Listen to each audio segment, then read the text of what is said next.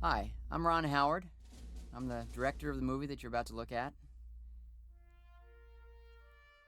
You know, I never intended that this movie would offer a kind of a broad historical overview of the entire space program. I thought that what was really extraordinary about it was that it was about one mission, the individuals involved, the challenges that they faced, and it was an extraordinary mission, and always intended to stick with the facts of the mission as much as possible. At the same time, it was important to establish in the minds of the audience that there was and continues to be real, palpable danger, that astronauts had, in fact, lost their lives, and it was not a routine procedure going into space. It was something very, very dangerous. So the only area where we deviated from simply telling the story of Apollo 13 was in this opening sequence, which is somewhat stylized. It tells about the Apollo 1 fire. And then also, of course, the great triumph of the Apollo 11 landing. As a director, I had so many great opportunities on this. One of them was directing Walter Cronkite. Anytime he appears on camera in the film, well, that's actual footage from the archives. But he came in and did some copy for us to help blend some things. The opening narration there was new material, and it was really interesting to watch Walter Cronkite. He came in, he tried the copy a couple of times, and then he rewrote it. And he rewrote it into Walter Cronkite-ese, mostly cutting words out, simplifying, and the whole piece of narration took on much more power and strength as Cronkite shaped it into his own style, his own journalistic style. With one hand on the wheel. You guys made yourselves at home. Hey, Marilyn, this is the last champagne. Now, this party never really happened. There are a few places where we had to take those kinds of creative license. Of course, there was a lot of celebration surrounding the Apollo 11 landing, and there was a party afterward, but I think Jim Lovell actually watched it from Mission Control. I wouldn't mind being up there tonight. God, who would? Those are from Jim Lovell's own study. He loaned us a lot of the photos and a lot of the memorabilia that we used in the movie. In a few instances, we made copies because I didn't want one of us destroying something that there was only one of. Jim's a pretty nice fellow, but I don't think he would have appreciated that.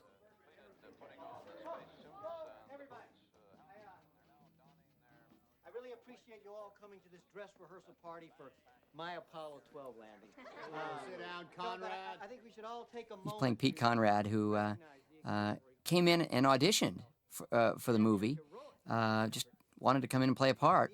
And there really wasn't anything for Pete, but it was a pleasure to meet him, and he's a riot. And everybody has a lot of great things to say about Pete Conrad. That's actual footage. When Marilyn Lovell, the real Marilyn Lovell, came and looked at our set, she said it was like deja vu. The art directors had looked over still photographs and gone back and found old fabrics from the 70s. And they came by and visited the day of this party sequence, and they couldn't believe it. Okay, Neil, we can see you coming down the ladder now. Okay. Boy, look at those. This is a moment that Tom Hanks basically invented. I was doing the reaction shot, and it was just a set camera position, no movement, and I watched what Tom was doing. We never talked about the scene, but simply the way he was reacting to the news that Armstrong was walking on the moon, the mixture of the sort of the passion that he felt for the moment, and also the sense of disappointment that it wasn't him. was extraordinary. We did a couple of takes, and I said, let's start moving the camera in on Tom. I don't think he ever even knew that we designed the shot for that moment, but it changed as we were filming. You're drunk, Lovell. Yeah, I'm not used to the champagne. Me neither. First thing Kathleen Quinlan did was she started looking around at photos of Marilyn, and went and spent 3 days with Marilyn and looked through their photo albums and came back and she said she liked those short skirts. Let's go for it. Of course, I think Kathleen kind of likes the short dresses too. And you can see why. She looks pretty good in them. I didn't sleep at all. I just vacuumed over and over again. Christopher Columbus and Charles Lindbergh and Neil Armstrong. Neil Armstrong. Tom loved the fact that that the astronauts had this rivalry going, and he was always looking for ways to slip that in because it was so human. From now on, we live in a world where man has walked on the moon. It's not a miracle. We just decided to go. Tom and I cooked that line up over at his house. Apollo 8, we were so close. We were Just going through the 16 script, people discussing the scene, and It was like I could of course just Tom writes those Academy Award speeches himself. Shut up. He's a very good writer, walk on the face of it. and he brought so much to this movie. So passionate about the subject, so talented, and it was really great making Tom Hanks into a collaborator. Where's my mountain? Well, it's right up by the. It's okay. You see the where the shadow crosses the white area there. That's the Sea of Tranquility, and your mountain's right there on the edge of that. It's your mountain, Maryland, Mount Maryland. Of course, that's all true. Jim really did really name a mountain after Marilyn. Didn't make it into the scientific registry, I guess, but all the astronauts refer to it as Mount Marilyn throughout the Apollo era. We didn't document that this moment occurred in exactly this way. There's a bit of creative license here and there. The astronaut is only the most visible member of a very large team, and all of This us shot, down to the this is a shot I'm very proud of, a helicopter shot, but it still doesn't do this building justice. It's just extraordinary the way it stands out there in the middle of nowhere. divine inspiration, folks. It's the best part of each one of us, the belief that anything is possible. Things like All these scenes were shot with and hold millions of with pieces of blue material around, and the rockets were being staged, and those are models. Weren't there with the actors. There's Roger Corman. Roger Corman produced the first movie I ever directed, Grand Theft Auto. He started a lot of directors' careers, Francis Coppola, Martin Scorsese, and Jonathan Demme. And there's sort of a tradition that Roger shows up in the cameos of his alumni. And, here it is 17 years later, and I'd never given Roger a job because I thought he was such a lousy actor. But then I was talking to Jonathan Demme, and he said, Roger's gotten a lot better.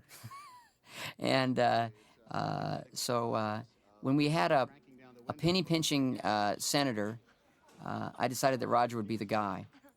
He understands saving money at all costs. Deke is one of the original Mercury 7 astronauts, ladies and gentlemen, and now he's our boss. He hands out the astronauts' flight assignments, so naturally we kick back part of our salaries to Deke every month. How much this month, Deke? Jim, can I have a minute? Something's come up. Sure, you, Henry? Hey! Anybody home? This scene changed so many times, and I finally I started talking to my own daughter, Bryce, and who's 14 now. She helped me come up with this antagonism toward the mother angle. This is pretty much the way my house is all the time. Maybe say the moon. Al Shepard's ear infection has flared up, and we've all been bumped up to the prime crew of Apollo 13. Straight to the head of the line in the Fraumora Highlands. 6 months? You're moving up 6 months? Dad, can I please wear this? Sure. Jim. No, absolutely not. More dialogue taken straight out of my life. They're not rushing things, are they? I mean, you're gonna... Marilyn Lovell felt so uncomfortable about the fact that she was superstitious about this mission and feeling a lot of anxiety about it. Go. I'm gonna walk on the moon, Marilyn. I know. Can't believe it. Naturally, it's 13. Why 13? It comes after 12. Tom came up with that line because that was very much Jim's attitude. He wasn't concerned at all about it. Marilyn, on the other hand, felt that because he was the most traveled man in space, this was going to be his first. He was going to be the first American to go into space a fourth time, maybe the first astronaut ever. She just wondered whether they were pushing the envelope. Yet still, she was very hesitant to let Jim know what she was feeling, put any anxiety into his mind. Whoa, wait a minute. I lost something here. I can't translate up. Houston, we are drifting down and away. You want to just back off? Gary Sinise, who's playing Ken Mattingly, it was very important to him, and I think for the movie, to establish just how dedicated a worker Mattingly was, and that was his reputation. Later, when he became a commander, people, it was a kind of a love-hate relationship with the crew because he drove everyone so hard, just the way he drove himself. Capture. That's it. That's it. Sweet move, Ken. Beautiful. Gentlemen, One of the things that was extraordinary for me is to realize that these guys didn't spend hours or days in the simulator. They spent almost a year of cumulative time in the simulator during the course of their training as astronauts. It was important to try to find a way to present that to the audience. Paxton, brother. Yeah, but it wasn't perfect. Used up too much fuel. You're above the curve. Not by much. Listen, guys, I want to work it again. Hey, we got to be up with the Dawn Patrol headed for Bethpage, what, 0700? wheels up at 0700. Yeah, I know, but my rate of turn is still a little too slow there. I really think we should work it again. We spent hours going over transcripts. The actors, the writers, the technical advisor, Dave Scott, Jim Lovell, and myself, trying to come up with these terms, understand them enough ourselves so we could present them to the audience in a way that would be understandable and dramatic.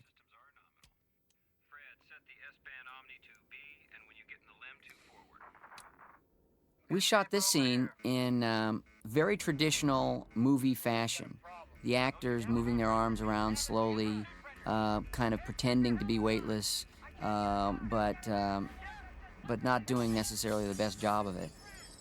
And I kind of hoped people would say, "Oh, is that it? Is that the way the weightlessness is going to work in this movie?" And then, of course, as the scene would unfold, you begin to realize that it wasn't real. It was a dream.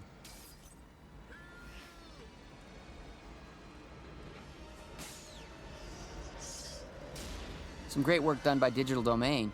That bench, that couch actually was never in that shot with Tom Hanks.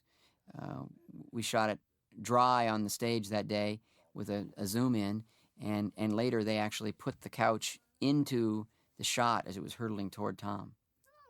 They did it digitally. 4 days. But that's pretty fast. See? This is the Saturn IVB booster, and it shoots us. Tom effectively ad-libbed a lot of this. As a kid, he used to put those kinds of models together. He was a fanatic about the space program, a collector of all the memorabilia, knew all the astronauts and the missions. This is a very easy scene for him. Fred and I float down the tunnel into this guy, the Lunar module, this spidery-looking guy. Mostly it's a chance for us to explain something about how the mission worked. When I started on the movie, I needed to take one of those models and have somebody walk me through it. I was about a C student when it came to science, and so for me, this movie represented a very steep learning curve. Did you know the astronauts on the fire? Yeah, I did. I knew the astronauts in the fire. All of them. this scene was inspired by a conversation that I had with a shuttle astronaut, and I've forgotten his name, but he flew a couple of missions after the Challenger disaster, and just a few days before he went on his mission, he realized that his son was kind of sullen, and he asked his father if they knew why the Challenger had blown up, and if he thought it would blow up when he was on it. And it was such a powerful moment talking to this astronaut about this conversation he'd had with his son that we adapted it for the movie.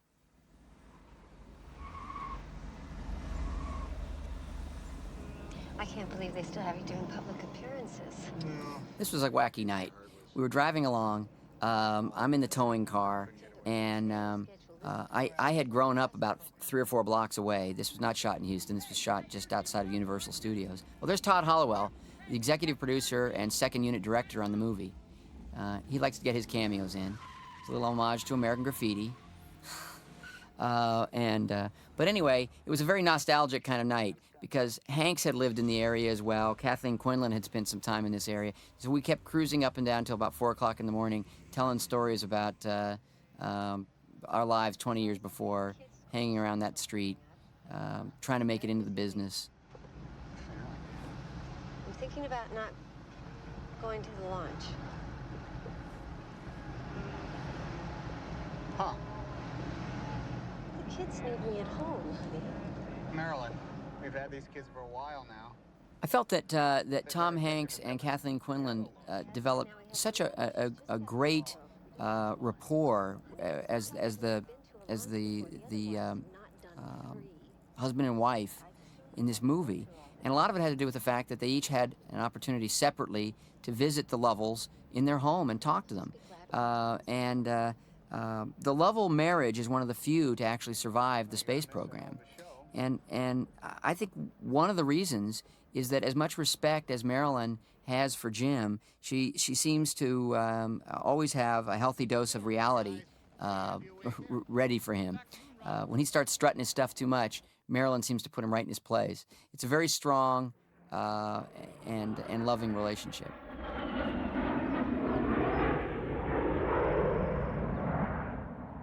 No, we didn't really fly a jet over Northridge, which is where we filmed that, Northridge, California. That house was earthquake damaged, incidentally. It's one of the reasons why they let us come in there. I think they needed needed the money to fix the place up. Only if it's a Friday, Phil. Apollo 13. But that jet was a model put in later. And David Scott, our technical advisor and the commander of Apollo 15, is always bugged whenever he sees that scene because he said that that aircraft was flying too low to be leaving a contrail behind. But I thought it looked cool, so one of the times when aesthetics won out over absolute reality. Does it bother you that the public regards this flight as routine?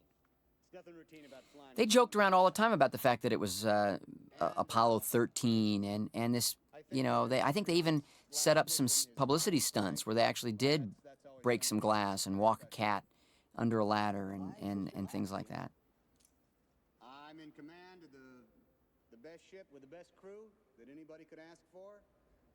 And I'll be walking in a place where there's 400 degrees difference between sunlight and People were shadow. surprised when Jim came out and declared that this was going to be his last mission.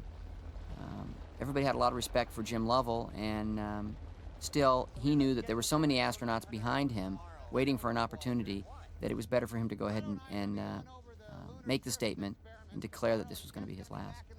Great special effects shot, but there's nothing fake about that crawler.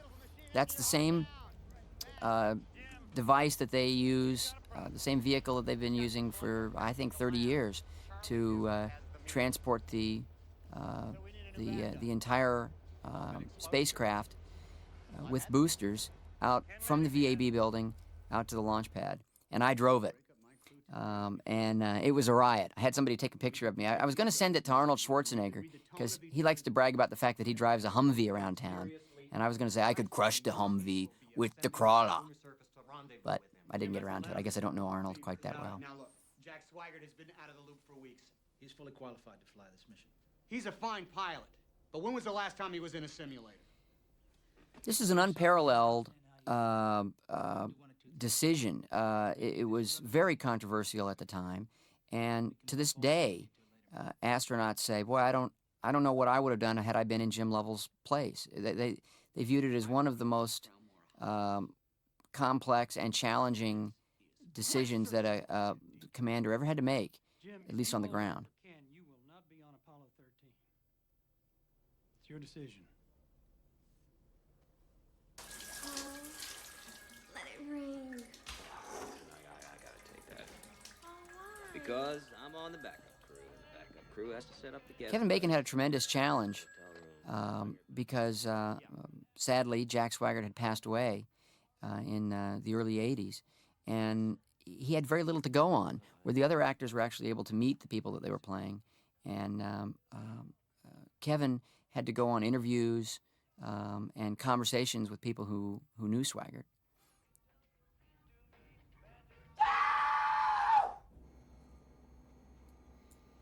This is another scene that really came out of Tom Hanks's imagination. We had a more melodramatic kind of a scene, and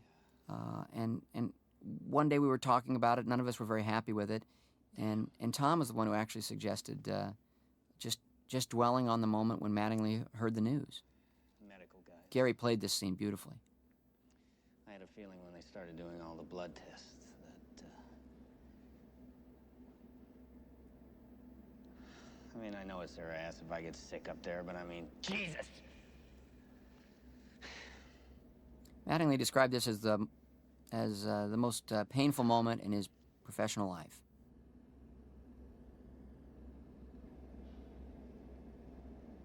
Oh, boy. Swigert, he'll be fine. He's strong. It'll be a hell of a mission, one for the books.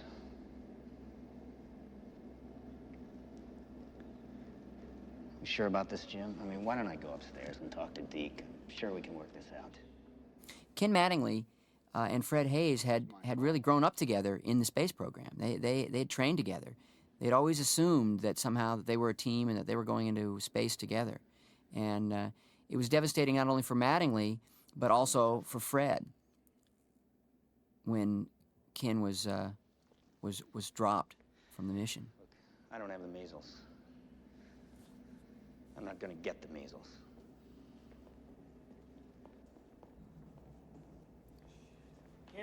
Fred said he didn't protest it.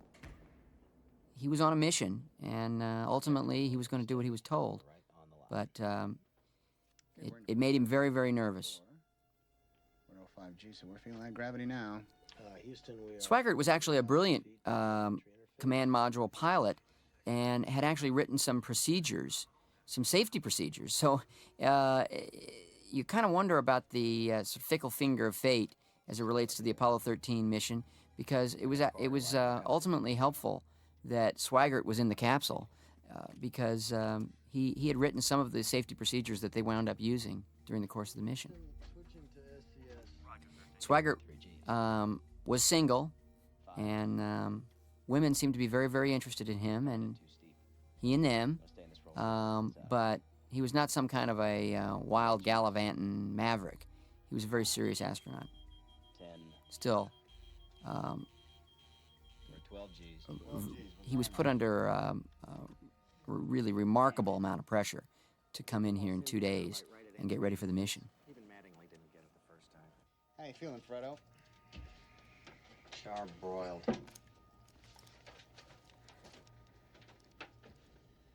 So what happened? Came in too steep. We're dead.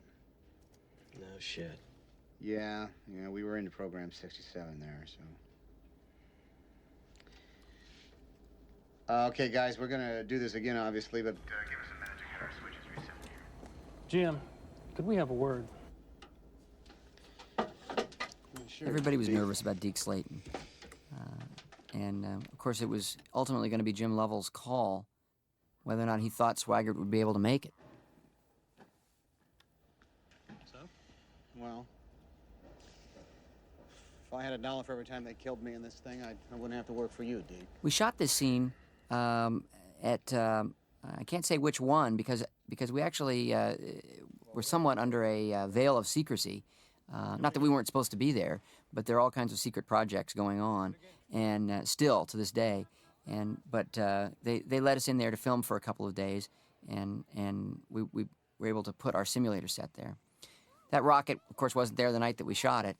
And in fact, this ceremony, this sort of viewing the rocket at night, didn't actually occur during the Apollo era. This is something that we experienced when we were doing research, and they do it now for the shuttle astronauts. So it's something that we borrowed that very much captured the spirit of the anticipation of every mission, and we applied it to our story.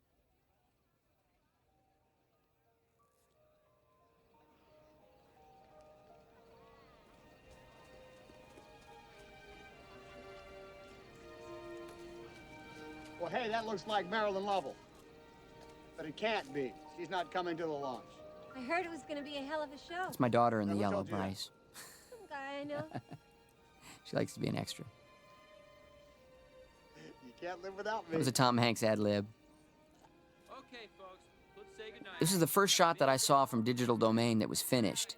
And yeah, as much as I always believed they'd be able to do the work and we'd be in good shape, when I saw this shot, my mouth literally dropped open. And I thought that we might be involved with a company here that was going to really do something extraordinary. Likewise, that's not stock footage. We created that shot. Second unit went out at dawn and shot a plate without the rocket there, and then the Digital Domain people put the ship in there. Jim. When we heard that they used to sand down the skin before putting the sensors on, we just had to find a way to put that in the movie. There's an incredible amount of just general discomfort that the astronauts had to deal with. It's also important to really show them as flesh and blood human beings, and that all the little things that would bother you or I bother them too, but they're pursuing a greater goal, of course. A lot of people thought that this choice was hokey and melodramatic and kind of over the top. It's absolutely true. There were so many of these sort of strange, weird occurrences that surrounded the Apollo 13 mission. Marilyn losing her ring. There were even a couple things that we didn't put in. A couple of days before, sort of a fluke accident where a car was burned up next to the launch pad for sort of no particular reason. It was kind of a cursed flight. What? Oh, sorry. After Fred Haise saw the movie, he thought it was pretty accurate, but he told Bill Paxton that he never chewed gum. Right. Sure you will, Jack. A lot of what the actors had to do was learn everything that they could and then, of course, apply their own sensibilities, imaginations, and talent to bringing these characters to life in the most human way. You need more air? We were all interested in the details. What did it feel like to go on one of these missions? Of course, astronauts were never going to express or articulate fear and anxiety, but when you'd spend some time with them, you'd begin to learn that, sure, they felt all the things that we all feel. And the challenge for the actors was to find ways to communicate these things non-verbally.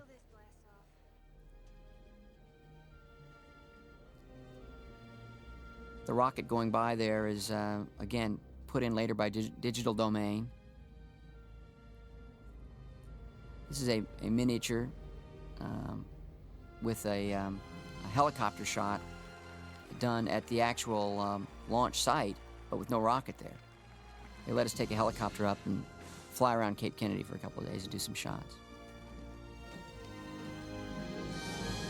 Tom Hanks said this is the one shot that he's been dying to do since he was about 12 years old.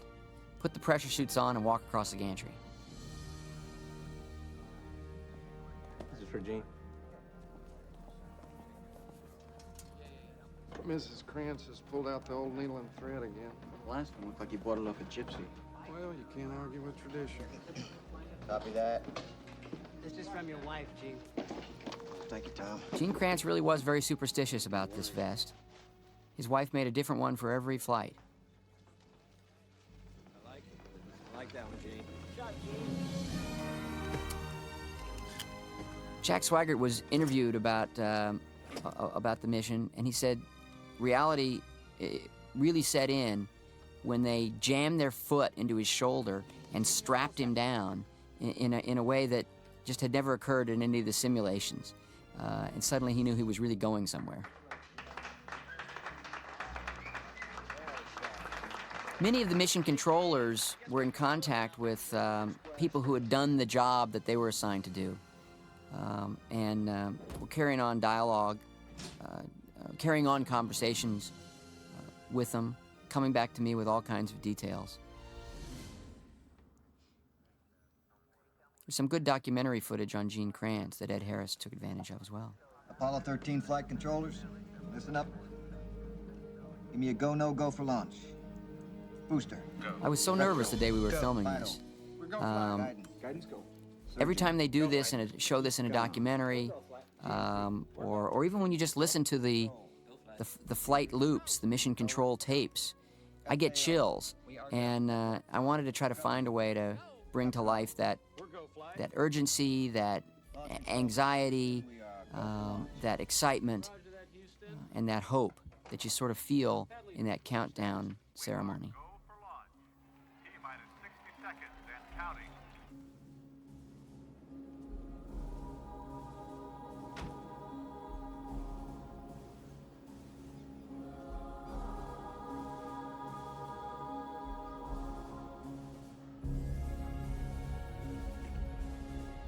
This kind of moment is something that we had no trouble getting the astronauts to talk about. The launch is one of the most dangerous aspects and also the most thrilling. But Lovell always described himself as really thrilled to be going one more time. I thought Tom did a fantastic job of bringing that feeling to life. Just as Bill and Kevin did, trying to characterize and dramatize the anxiety that the other guys were feeling. 2 rookies, 1 veteran.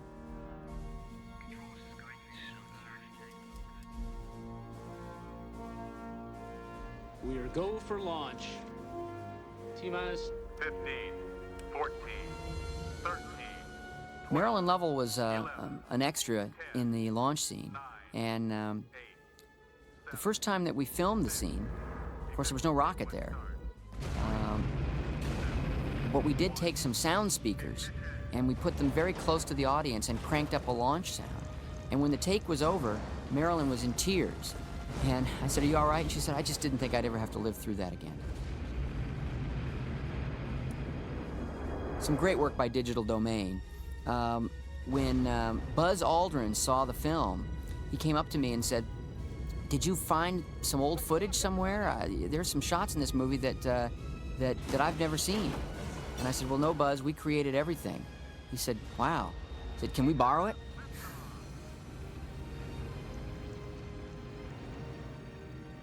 This launch scene was a tremendous challenge, cinematically. And the Digital Domain people did a fantastic job, but so did the editors, Dan Hanley and Mike Hill. We began editing together stock footage months and months before we shot this sequence. And that was a shot that I was excited about. I wanted to put the camera in a few places where nobody had ever witnessed a launch from before, and try to make it as visceral an experience as possible. During our pre-production, I'd had a chance to go and watch a shuttle launch, and it was very moving, and you could actually feel the sound waves travel the 3 mile distance and pound you in the chest. And so that's where we applied the DTS sound with a lot of heavy low end to try to give the audience in the theater a feeling of what it's like to witness one of these launches. But this reel, this 10 minutes, starting with them in the white room getting dressed, and through the liftoff, and finally to the weightlessness, is that's a sequence that I'm very proud of, and it involves just about every single movie trick in the book, including our first scene shot on the KC-135, NASA's zero-gravity airplane. Digital Domain did a fantastic job. Dave Scott, Jim Lovell, the astronauts who were working with us, trying to make us understand what the launch felt like, looked like. Everybody had their fingers in this one. Along with Jerry Griffin and Jerry Bostic, who are our mission control technical advisors, walking us through every detail. I need to know if the IU is correcting for the number 5 shutdown. None of those phrases like "I need to know if the IU is effective for the number 5 shutdown" or whatever he just said. Those are the kinds of lines of dialogue that the technical advisors were feeding to the actors constantly. Some of it wasn't scripted. Almost none of it was. But by the time we were filming, each actor knew what they were saying and why they were saying it and what it meant. Our gimbals are good. Our trim is good.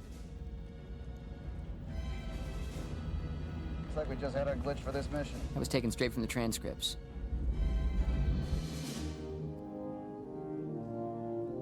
Every mission has one, and Apollo 12 had lightning strike it just as it was lifting off. Roger that. Great work by Digital. Told them when I was first talking to them about the job, I said, you know, we need that IMAX quality. In fact, they wind up having to diffuse the shots slightly because there was so much clarity that it almost seemed hyper real or something. Shut down. And that, gentlemen, is how we do that. These were actually the last shots that we did on the KC-135. We started filming with the guys with 6-day beards and worked backward. And in a lot of ways, this was, the actors were the most nervous about this scene because they were strapped into the pressure suits, which are very cumbersome. And if we did have a problem with the aircraft, which we had a couple of times, it was going to be very difficult for them to get out, maneuver their way out of the little set that we had bolted into the inside of the KC-135 aircraft. So we got through that work as quickly as possible. For me until he lands on that aircraft carrier. Oh, you just look so calm about it. Well, if the flight surgeon had to okay me for this mission, I'd be grounded. The wives were actually trained in terms of media relations and learned how to talk to the press. We're very proud and very happy when we're thrilled. Of course, as a result, there was a kind of a sameness to all the interviews. They played it pretty safe when they talked to the press. TLI's on the money. Looks good, Fly. Roger, Fido. Okay, guys. We're going to the moon. Flight, we have reacquisition of signal at Hawaii. Yeah, flat everything. Burn looks time good with looks that big. okay. That's pretty much better than that. Okay, Houston, CMP here. Getting those computer graphics sorted out was a tremendous technical challenge, and we actually lost a couple of days of filming just trying to get it sorted out. There were so many bugs involved. But once we did with all the graphics, it worked well. No, he isn't really throwing up. A few people have asked me. That's some kind of sort of a vegetable soup concoction that we had up there for him. I think it made him pretty green just doing the scene. You know, power of suggestion, combined with the KC-135. Pyro arm and docking. Repeat. Go for docking, and we recommend you secure. Fred Haise claims that he didn't throw up, but the medical records show that he did. So I just don't think he ever wanted to admit it. Space sickness is something that about half the astronauts who go up experience. Not all of them actually vomit, but a lot do. They just don't talk about it much.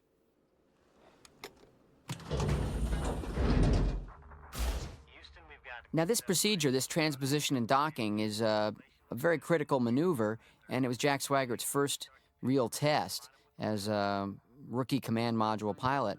It was very important to try to dramatize this, bring it to life. Let's go to work. And pitching up. Pitch rate, 2.5 degrees per second. These interiors were shot on the stage. See you pitching around. I'm going to operate under the assumption that anybody listening to this track has already seen the movie and not worried about preserving the illusion of the movie. Thrusting forward. Most of the wide shots were done in the KC-135 in an actual weightless environment, but we filmed all that first, and it really helped the actors later because having actually been weightless, it was much easier for them to create that illusion and act it back in the capsule on the stage.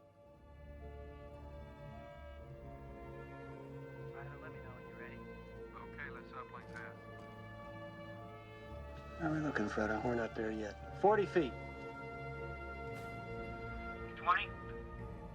Kevin did a great job of trying to bring this Come on, rookie, park that thing. bring this to the screen and let us feel some of the nervousness and anxiety that Jack must have felt. That piece there was actually shot on the stage. Capture. That's it. Talk back. Is barber pole? Go ahead and retract. That sound, listen to this. Houston, we have hard dock. Roger, understand. That pop-pop-pop sound is something that Dave Scott, commander of Apollo 15, kept trying to explain to us. And he said it sounds almost like muffled shotgun, 12-gauge shotgun blasts. And it's really startling the first time that you hear it. But he says once you've been through it a couple of times, you realize it's a good sound. It means you're locked in tight. That barbecue roll, Jack and I will eat. Hey, I'm hungry. Are you sure? I could eat the ass out of a dead rhinoceros. The actor Gary Busey was visiting the set that day, and Bill asked him for a good old country boy kind of a line. That's what Gary came up with, so Bill used it. There's my brother Clint, who plays ECOM, one of the mission controllers.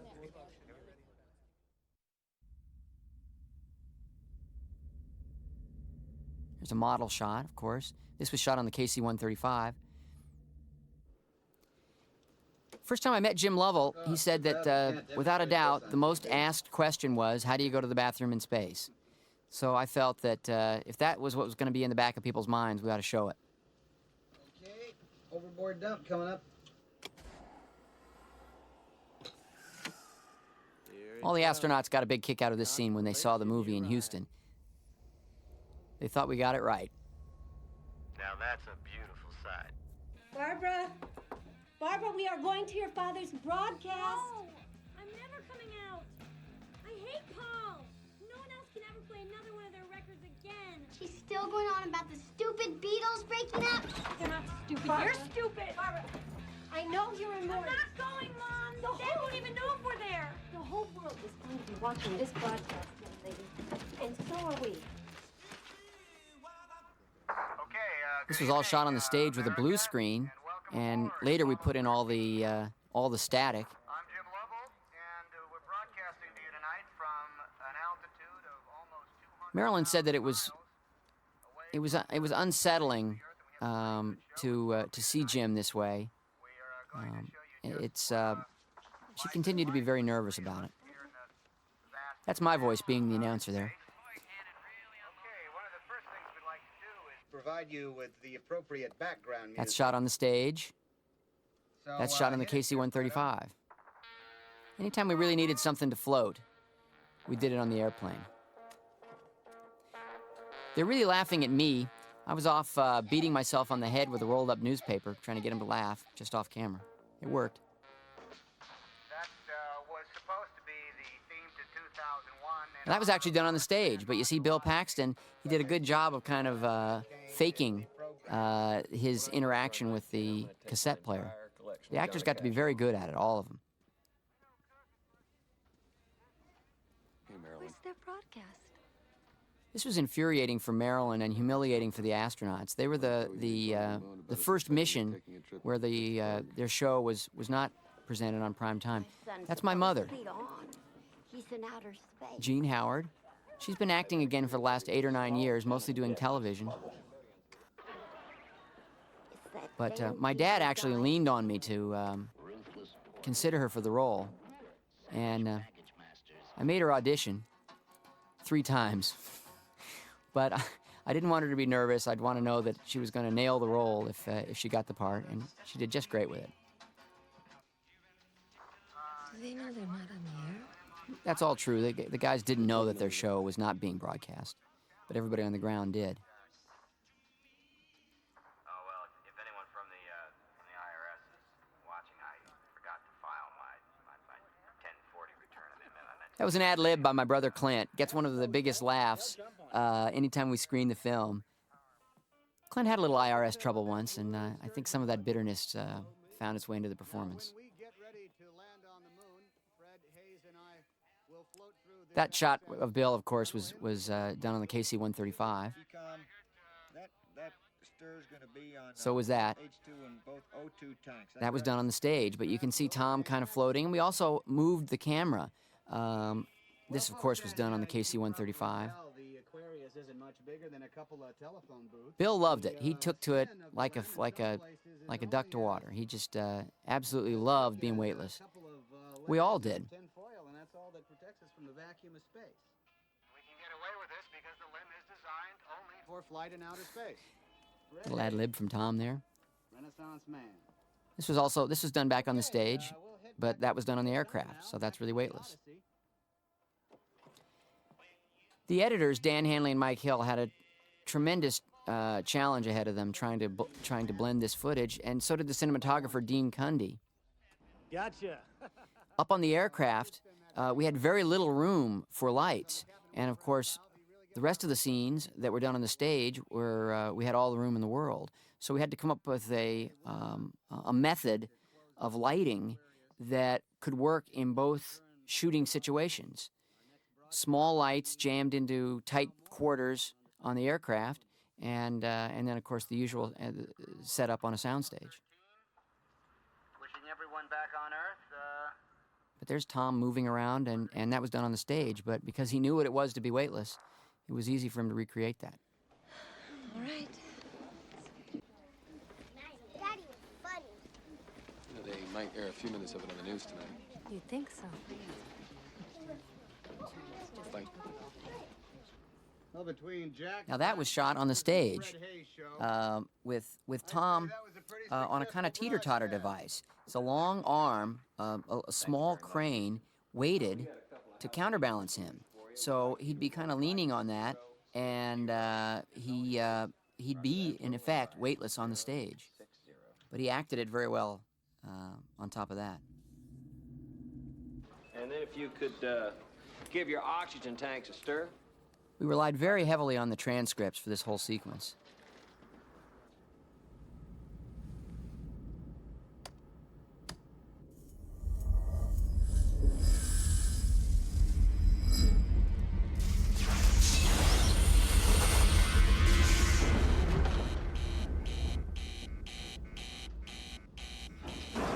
In reality, they heard one loud bang, but I sort of suspended the moment because when Lovell would talk about it or Fred Haise would talk about it, they'd go into great detail, and it was almost like a car crash where they could remember what was actually occurring in milliseconds in very specific steps.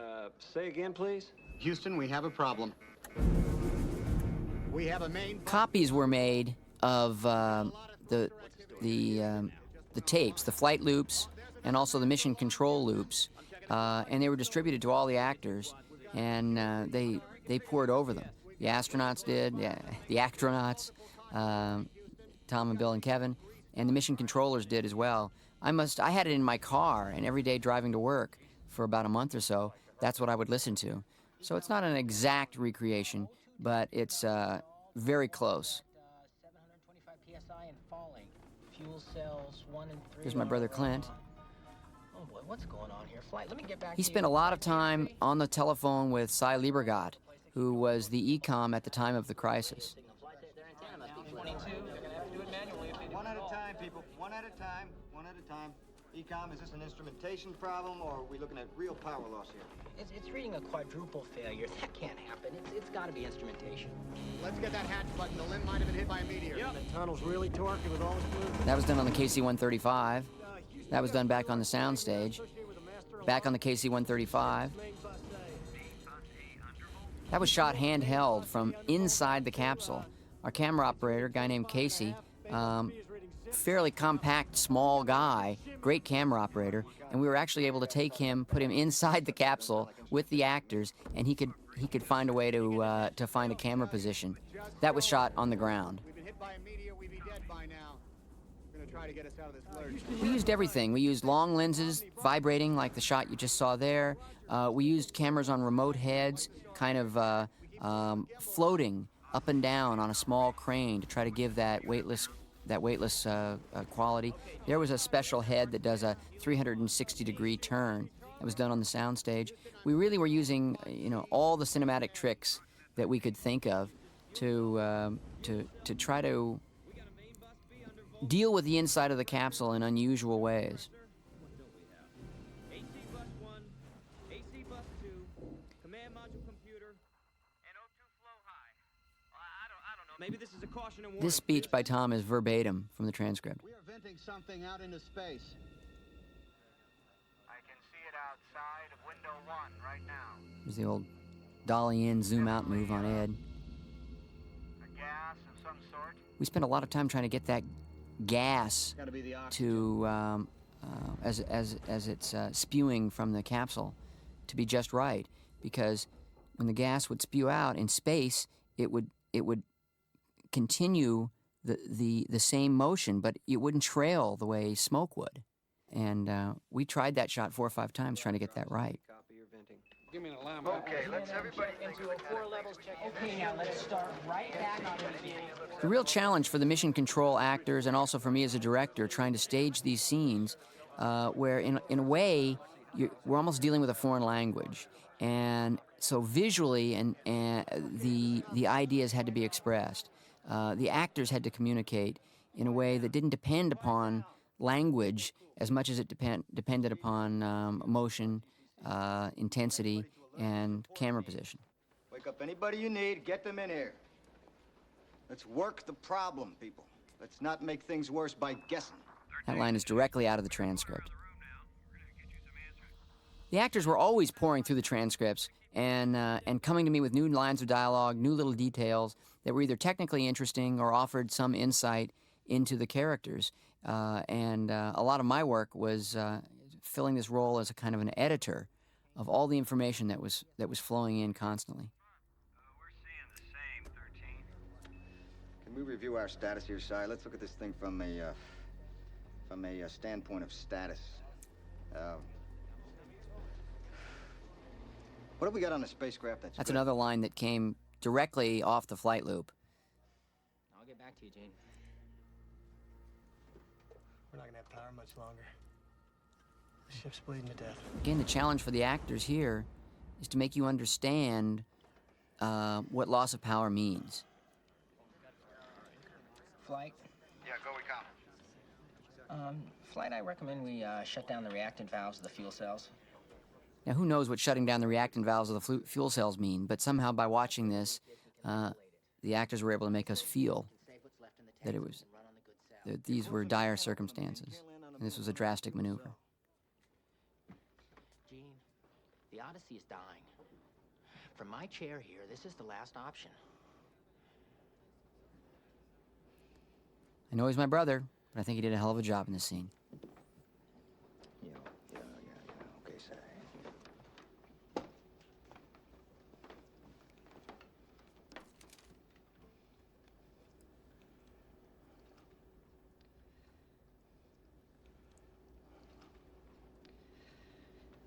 Capcom, let's have them close the reactant valves. 13, this is Houston. We want you to close react valves on cells 1 and 3. Do you copy? Are you saying you want the whole smash? Closing down the react valves for fuel cells. This is an interesting sort of situation that I'd never been in as a director. You have these two powerful characters, Ed Harris playing Gene Kranz and Tom Hanks as Jim Lovell, and this is really a scene between these two very strong individuals, and yet they can't talk to each other. They have to communicate through the Capcom.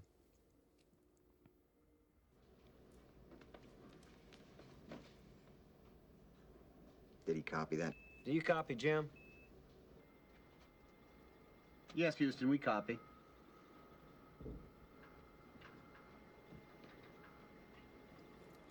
We just lost the moon.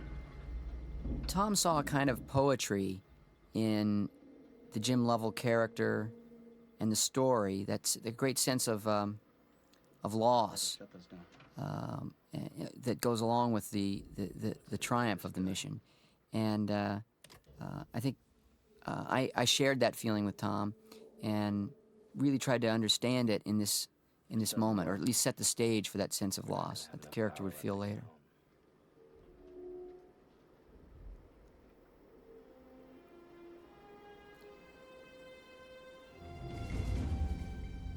Suddenly it turns from disappointment, professional disappointment, to life and death. Shit. God damn it. Houston, O2 on 1 is still falling. Fredo, how long does it take to power up the LEM? 3 hours by the checklist. We don't have that much time. Now the storytelling shifts into another gear. All of a sudden, we have to understand that if they don't solve these problems in a very short period of time, or come up with some sort of a lifeboat situation, that they're going to die. Again, we have to use the technical language to try to express this, so that we don't betray the mode of communication that the mission controllers actually used and that the astronauts used. Okay, we gotta transfer all control data over to the LEM computer before the command module dies. Lunar module. That was the way it was characterized at the time. There's a shot done on the KC-135, but that's done on the stage. We already have Fredo in the LEM, Houston. Also done on the stage. Lighting guys did a fantastic job of creating that blend. How much time? Can you give me a number? Well, we're looking at less than 15 minutes of life support in the It Odyssey. was more or less what was said on the flight loop. We got 15 minutes. This whole sequence was compressed to some extent. There's obviously a KC-135 shot, and there's a model shot. My perspective on this story changed dramatically. There's Mark McClure playing Glenn Lunny, very important figure in this film. He was one of the other flight controllers, flight directors, rather. There are actually 4 of them. We depicted 2, Gene Kranz and Glenn Lunny. Glenn Lunny is credited with having done some tremendous work on the mission. And while he didn't work into our story in any great detail, I certainly wanted to honor his character and make sure that his presence was felt in the film. I'm going to need your gimbal angles, Jack, before you shut down the computer. There was this very interesting idea at work here, and that was that if they didn't get the capsule powered up, the LEM, rather, if they didn't get the LEM powered up before they had to power down the command module, they'd simply have no way of controlling the spacecraft at all. And as I would discover these things, sometimes it would take, many conversations and a lot of reading before I would really begin to understand what was at stake and specifically what was wrong. But this was one that I found to be really exciting and suspenseful once I understood it. And this is one of my favorite sequences in the movie. It's a suspense sequence about long division. I never would have thought that a bunch of people with pencils, papers, and slide rules could actually be depicted as experiencing a heroic moment on screen. But this is very much the way it played out, according to both the mission controllers and Jim Lovell. And this was a crucial moment in the history of the flight. It's a great day in New York, isn't it? That's, of course, real Dick Cavett footage. I like those ingenious girl watchers who put on Con Edison helmets and dig trenches in the street to get a better view. But hey, speaking of girl watching things, you know that our first bachelor astronaut is on his way to the moon? Is it Swigert? Yes. Yeah. First bachelor, he's the kind they say has a girl in every port. He has that reputation. I think he's sort of foolishly optimistic, though, taking nylons and Hershey bars to the moon. I mean, Pretty good joke by Dick. did you read that 3 million, what do you say, less viewers or fewer viewers? 3 million fewer viewers. 3 million fewer viewers watched the space shuttle than did the last one. Colonel Borman is here. At ABC News, here is ABC Science. This footage that we were able to find was invaluable because here they are 25 years later doing very well the job that they did 25 years before, explaining this mission, explaining what's at stake, and in very clear terms that we can understand. What exactly does that mean? The emergency has ruled out any chance of a lunar landing and could endanger the lives of the astronauts themselves. If the LEM oxygen supply, plus whatever is left of the command module's oxygen, can't last... Tragically, a lot of this footage is lost. A lot of Walter Cronkite's coverage just doesn't exist anymore, and the networks just dumped all the tape. But by digging around through the vaults, asking a lot of questions, we came up with a lot of very valuable footage. Don't give me that NASA bullshit. I want to know what's happening with my husband. We want to switch control to the Aquarius now. Roger that. Houston, wait. And you're down to about 5 minutes now, Jack. Whoa, the RCS isn't up yet. Houston, be aware. This is an important moment to me because I thought it was essential that the audience know that mission control was not infallible. What the hell happened? The procedures that were developed for any one mission evolved slowly over time. And one of the great challenges of Apollo 13 was that suddenly they had to sort of rewrite the flight plan by the seat of their pants, literally. And it was an incredible challenge. There was a lot of pressure on everyone. Roger that, Houston. I don't need to hear the obvious. I got the frapping 8-ball right in front of me. Andy, we're on Vox. Aquarius, this is Houston. We got you both on Vox. You want what? You want us to go to Vox, Andy? You have a hot mic. We're reading everything. I thought there was something kind of quaint about this, the idea that the astronauts never wanted to be caught showing any irritation, questioning anything, certainly not cursing. It was really considered to be bad form. And the fact that they were on Vox, which meant they were heard by all the mission controllers and it was going out to the public, was a very embarrassing moment for them. I liked that moment. Jeffrey? Why are so many people here? Oh, well, you know, your dad's flying this mission. In talking to Marilyn, she felt immediately that she had her own mission, in a way, and that was simply to try to hold her family together under these circumstances. Something broke on your daddy's spaceship. And he's going to have to turn around before he even gets to the moon.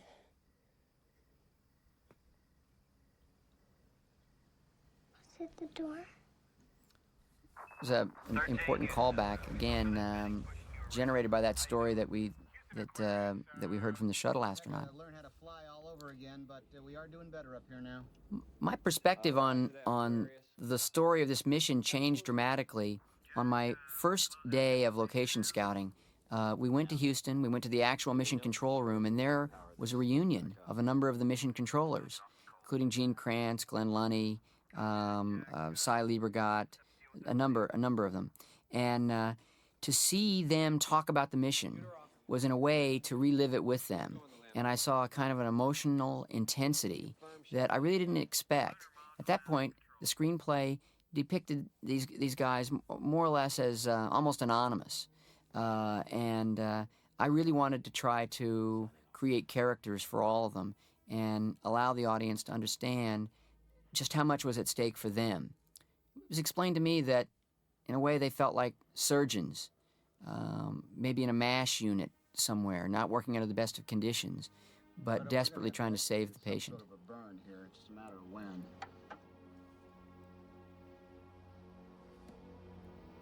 Did they shut us all down in there? Yeah.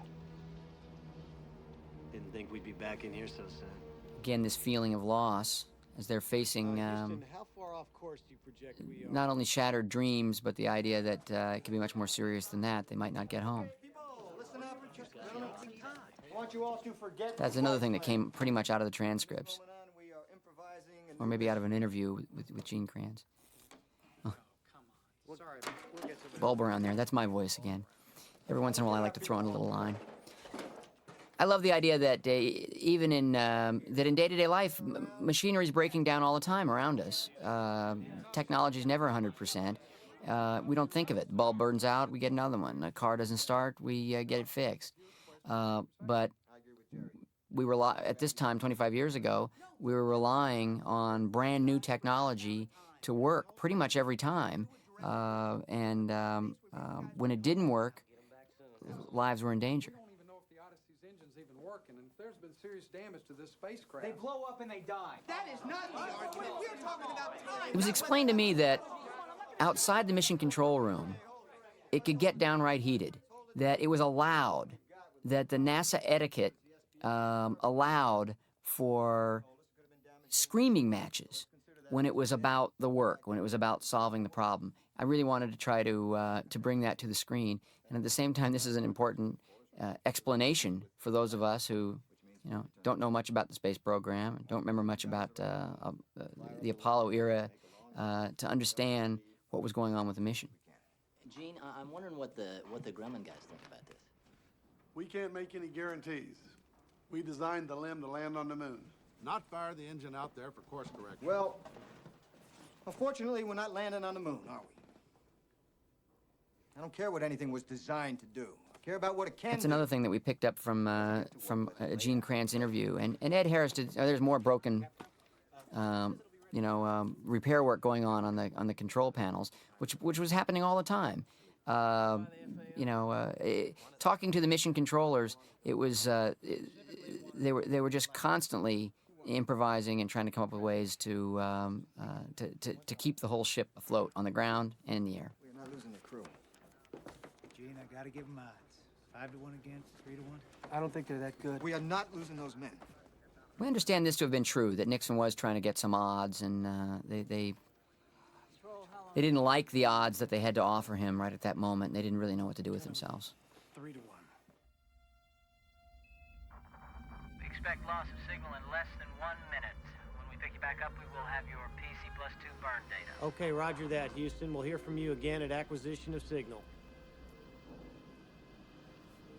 The moon back there that's the real moon. That's I think we went to one of the libraries and found actual stills taken. I believe it was from Apollo 15, possibly Apollo 17. I was never really sure, of the moon, digitally enhanced just slightly to give it a little more contrast, and we used them for the film. Up on Mount Maryland. Jim, you got to take a look at this. I've seen it. All these shots were done on the stage, but the actors were doing a good job working with the props and giving that weightless feel. Great shot by Digital Domain. That's not a photograph of the moon. That's one of their models. Catch you on the flip side. This is one of the moments that those who remember the mission recall. That was the time when the capsule went around the dark side of the moon and lost radio contact. And most people thought of that as a very dangerous time. When we asked Jim Lovell about it, he said, no, not particularly dangerous. We weren't going anywhere. The moon's gravity was bringing us around. The one thing that could happen is if they had another explosion, no one would know about it. But the chances of that were fairly slim, they felt at that point. Still, it was unnerving, and to hear Marilyn talk about it, not one of her favorite moments, as she recalls the whole mission.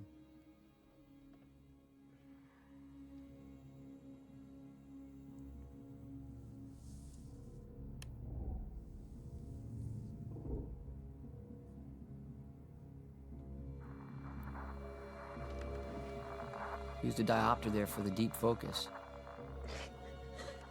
She had that squawk box, and she spent a lot of hours sitting alone, just listening, hoping to hear Jim's voice, hoping to hear some good news.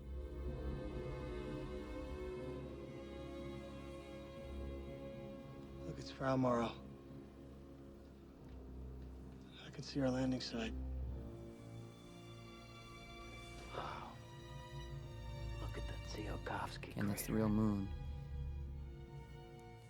We talked to Jim Lovell and Fred Haise about this moment in great detail because I always felt it was a turning point in the story.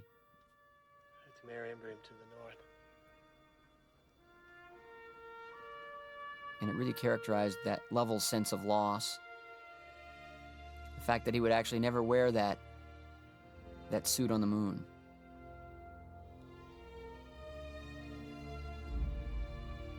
His reflections were digitally put in. They did a fantastic job. In fact, that glass wasn't there either. When the glass and the reflection were both put in by Digital Domain. We shot this all on the back lot. Tom was actually hanging from a wire on a crane that would give a little extra lift and spring, so as he would step, it would carry him for a few feet. He did a great job that night. This is an important moment to me because it's where the story turns. It starts to become a story of voyaging home and not trying to claim some sort of prize, the walk on the moon, but instead surviving and making it back to your loved ones. Good to see you too, Houston.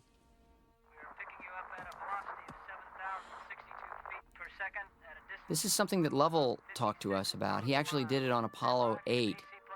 They were the first crew to go around the moon and see the Earth rising on the moon's horizon. And he talked about being so far away that he could cover it with his thumb in the window.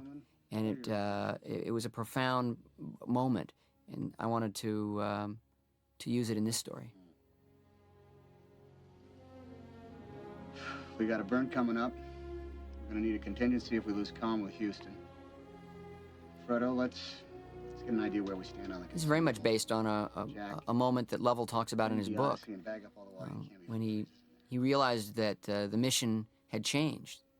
The mission was now about getting home, and that they were going to have to be mentally tough to survive. You can only give our guys 45 hours? That brings them to about there.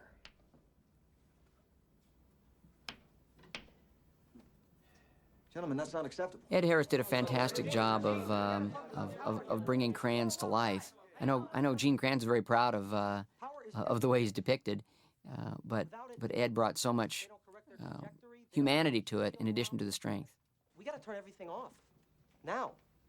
Lauren Dean playing a character loosely based on John Aaron, who was in his early 20s, but highly regarded by all the mission controllers. He had apparently been a real key figure in solving a crisis. I believe it was on Apollo 12. So he was given a lot of responsibility in trying to develop the reentry programs and the power down programs for Apollo 13. That's the deal? That's the deal.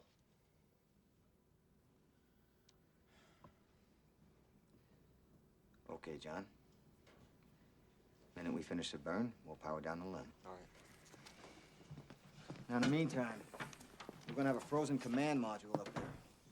In a couple days, we're gonna have to. This is an important idea that we had to try to explain a few times and plant in the audience's mind. The fact that survival in space was not the only problem. The reentry was in fact an even greater challenge. Then I want you to talk to the guy in the assembly line who actually built the thing. Find out how to squeeze every amp out of both of these goddamn machines. I want this mark all the way back to Earth with time to spare. We never lost an American in space. We're sure as hell not going to lose one on my watch. Failure is not an option. Now, the Apollo 13 crew was not saved by 50 or 60 people in mission control. Ken Mattingly told me that he felt that at one point there may have been as many as 5,000 individuals working in private industry, research, some of the companies that had developed and produced components, all working on the crisis. There's been an explosion. Oxygen tanks are gone, 2 fuel cells gone, command module shut down. What about the crew? Crew's fine so far, trying to keep them alive in the limb. We're gonna have to shut that down pretty soon, too. We got a lot of people working the numbers on this one, Ken. Nobody's too sure how much power we're gonna have when we hit re-entry. The command module's gonna be frozen up pretty good by then. We see the SAM meter rise over 20 at any point, power up is no good. We had to keep finding ways to communicate with the audience just how little power they had. And when a couple of the astronauts, or maybe one of the mission control technical advisors, explained that they didn't have enough power to run a coffee pot, I thought, well, that's pretty startling. Let's go with that analogy. You don't really know. We gotta get started on Mattingly was given very high marks for his work. He not only spent time in simulators, which we show, but primarily moved from department to department, answering questions and helping coordinate a lot of efforts. A number of different astronauts spent hours in simulators. For the purposes of our story, I focused on Mattingly and the work that he did and that others like him did in order to make it possible for the astronauts to develop procedures that would help bring them home. Okay, Houston, the quad heater. This is one of my favorite shots because we did this on the soundstage, and we did it by turning the camera about 90 degrees, and Kevin Bacon is actually floating on what we called a belly pan, which was an arm with weights on the back of it that would make him appear to be weightless. Tom was also on a kind of a little teeter-totter, leaning on his side, and Bill was sitting on one, also floating, and the camera was framed just perfectly to keep out the visible seats that the actors were perched on, and yet it really looks very much the way the KC-135 shots do. They really do look weightless. Can't order these guys to go to sleep. Could you sleep up there? It's gonna get awful cold in there for those guys. It's the beginning of another suspense sequence, a suspense sequence based on carbon dioxide. So first you have to understand what's going on. Filters on the limb, which are meant for 2 guys for a day and a half. So I told the doc. You're already up to 8 on the gauges. Anything over 15 and you get impaired judgment, blackouts, the beginnings of brain asphyxia. What about the scrubbers on the command module? They take square cartridges. The ones on the limb are round. Tell me this isn't a government operation. This just isn't a contingency we've remotely looked at. Those CO2 levels are going to be getting toxic. Well, I suggest you gentlemen invent a way to put a square peg in a round hole. This actor is Jim Ritz, a friend of mine. He used to write on Happy Days, but he's also acted in a number of movies. He's a great character actor. Candidates missed one, and we gotta come. And he had the job of playing this character who was just another example of a sort of a techno nerd with a pocket protector who turns out to be a hero. Let's get it organized. Okay, let's build a filter. Better get some coffee going too, someone. Haise family lives at El Lago, Texas. We shot some of this in pre-production. I didn't quite know where we would use it, but I felt that during the course of the crisis, if we could flash back to other interviews, we'd offer some opportunities for the characters to explain themselves a little bit, get a sense of their past. Those interviews, though, were based on interviews that we found with the actual astronauts. They're out front here, and they want to put a transmitter up on the lawn. This scene comes almost directly out of Jim Lovell's book, Marilyn's reaction and all. I thought they didn't care about this mission. They didn't even run Jim's show. Well, it's more dramatic now. Suddenly people are... Oh, if landing on the moon wasn't dramatic enough for them, why should not landing on The astronauts and their wives really did live in a kind of a fishbowl, and there in the 60s, early 70s, they were huge stars. There were some real pluses there, and of course there was definitely a downside, an emotional downside.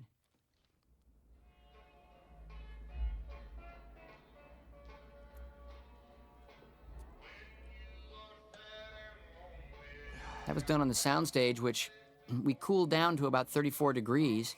We shot for about 4 or 5 weeks that way. That's also a scene that looks like it's done on the KC-135, but we did on the stage.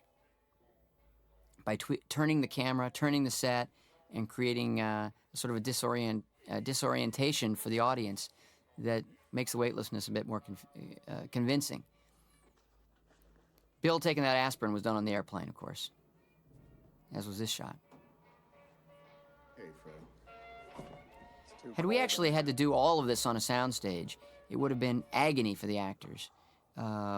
These tricks, these illusions that we're all kind of proud of, took a tremendous amount of time, and they were never anything remotely comfortable. It's a nice one to marry. And so as challenging as working in the KC-135 was, I think the actors knew that the alternative was going to be floating around in wire rigs for 12 hours a day, which can be pretty painful.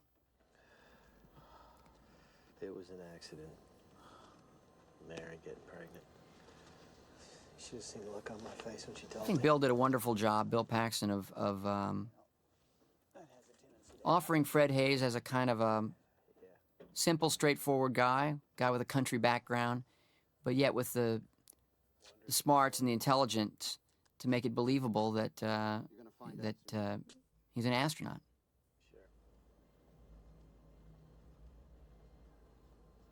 I never dreamed I'd ever get to do something. There's that breath.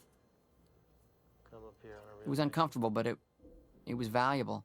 Most of the guys I graduated high school with never even left home. Fred described the experience of being in the capsule as it cooled down to being, he said, stuck on a hunting trip right at dawn when it's its coldest and dampest, and for some stupid reason you forgot your jacket.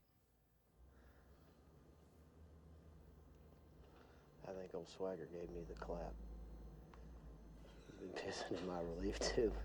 That's based on a real joke they had going there. That'll be a hot one. Fred's problem turned out to be a urinary tract infection. Very painful. Listen, I've been going over some stuff, and I'm a little worried about this cold affecting our battery efficiency. You know, we put... This argument scene was something that we concocted. None of the astronauts would admit that there'd ever been anything remotely like an argument. But we did uncover, over a period of months, really, and many, many conversations, sources of some conflict. And we combined them and developed them into this one scene. So we took some dramatic license, I think, in through here, but the source of the material and the conflict was accurate. What if they had made a mistake, all right, and there was no way to reverse it? You think Jack was very worried about this reentry program and the fact that perhaps Houston was not giving them all the information. You're talking about number 692. And in the meantime, I'm trying to tell you we're coming in too fast. I think they know it, and I think that's why we don't have a goddamn reentry plan, all right? Duly noted. Thank you, Jack. Ow! God damn it! Hey! Piece of shit! This piece of shit's gonna get you all. All right. That's because that's the only thing we got left, Jack. Now, what are you saying, Fred? Oh, I think you know what I'm saying. Now, wait a minute. All I did was stir those tanks. What was that gauge reading before you hit the switch? Hey, don't tell me how to fly the damn CM, all right? You don't They brought even me in know, here do you? to do a job. They asked me to stir the Jack damn was apparently a tanks, little and I bit stirred the defensive about the fact that he had been the one to hit the switch that seemed to cause the explosion. If I'm in the left-hand seat when the call comes up... Jim Lovell felt exactly that way. He didn't feel that Jack was responsible. Although he had wondered for a moment after the explosion, he didn't after that. Still, I think Jack seemed to feel a little bit of guilt about it. Try to figure out how to stay alive. Where is this, Houston? Are we on Vox? No, we're not on Vox. Yeah, Houston, this is Aquarius. That moment was something that we'd worked on, trying to find a spot to remind the audience that astronauts were not always as cool as they sounded, but that they had that kind of controlled voice, and they knew when we were listening and wouldn't let us gain that insight, wouldn't let us hear the real man behind the crisis. Well, that's very comforting to know. Houston, what do we do about it? Jim, we're working on a procedure down here for you. Do you copy? Oh, Christ. All right, Houston, we're standing by for those procedures. Bill discovered that Fred was angry with himself for not anticipating this CO2 problem, and he had calculated wrong somehow. Maybe I should just hold my breath. The deadly CO2 gas is... That's actually Mike Hill's voice, one of the editors.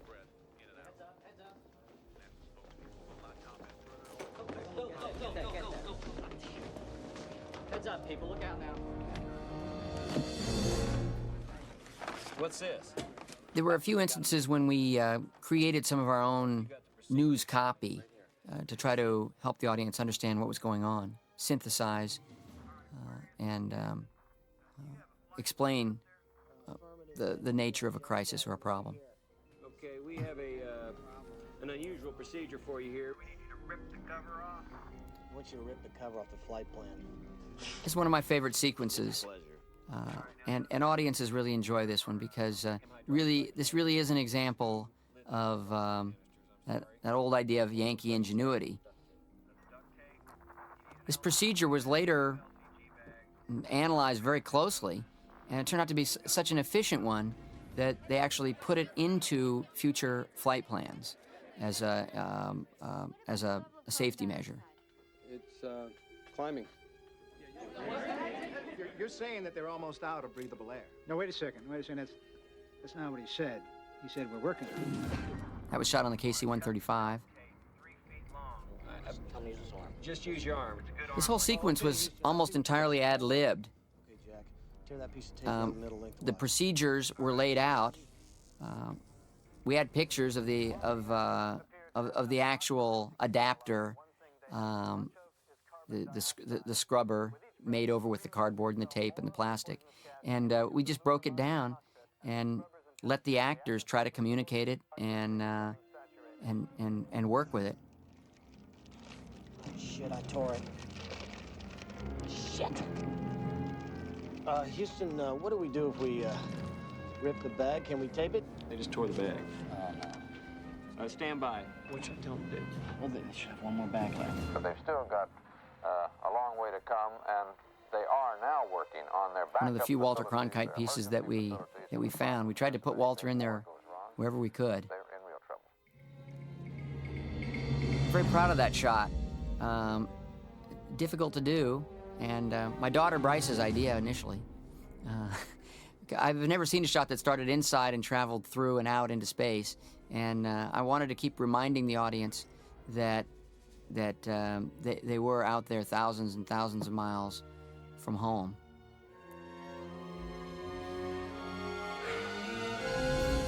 And as most of you are aware, there is no rescue possible in spaceflight. Any rescue system, the space agency has... When we went up for our first flight on the KC-135, we really only had the command module and the tunnel and a tiny piece of the lunar module. And after 3 or 4 days of shooting, the plane went down for repairs, emergency repairs. We were fine, no problem, but we lost our window of opportunity with the aircraft. There were some other people coming in to do some research, and we weren't going to have an opportunity to finish our work. I was really disappointed, to say the least, but I went back and showed the studio the footage, and I said, once we wrap, we should try to go back in January and film some more. They said, okay. And then I dropped the $450,000 question. I'd like to build more set and do even more work on the KC-135.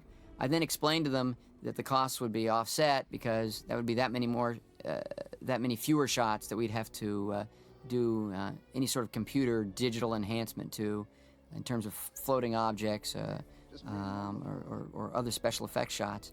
And it wound up being a real blessing in disguise that the airplane went down and we were able to go back with an expanded set and do twice the amount of work that we'd initially planned to do on the KC-135.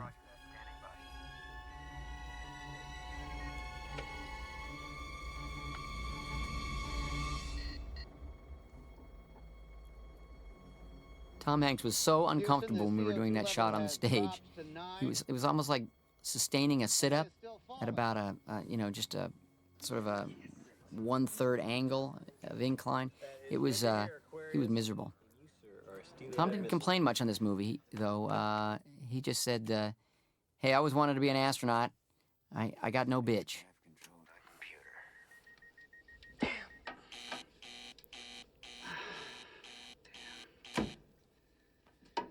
We overloaded. There's way too much power there. There must be a sneak circuit someplace between steps 7 and 10. This is another example of pouring through the transcripts to come up with real problems that the astronauts were dealing with, both in the air and in the simulators. We just didn't want generic button pushing. We wanted to use real terms. Well, if it won't work, get me another one. My son's supposed to be on. I know. John Sayles, the director and writer, came in and did some rewrite work for us on this project. Script originally written by Bill Broyles and Al Reinert. And he read about Jim Lovell's mother being in a nursing home during the whole crisis. And he's the one who put this character into the movie. There's been an accident. And again, that's my mother, Jean, playing the role. But he's not going to get to walk on the moon.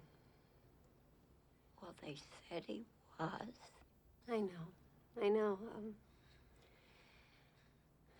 That was before. Now there's been an explosion, and they're all okay. They're all right. But now they're just going to... Kathleen had a figure out a way. conversation with Marilyn about this moment, and I don't think it played out exactly this way in life, but she did have to try to look after Jim's mother during this crisis. Are you scared?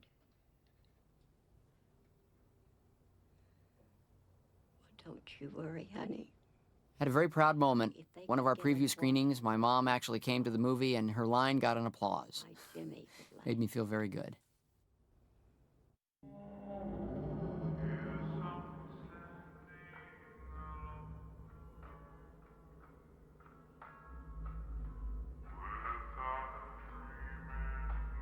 The Mavericks covered this version of, did a cover on Blue Moon for us, and it worked very well.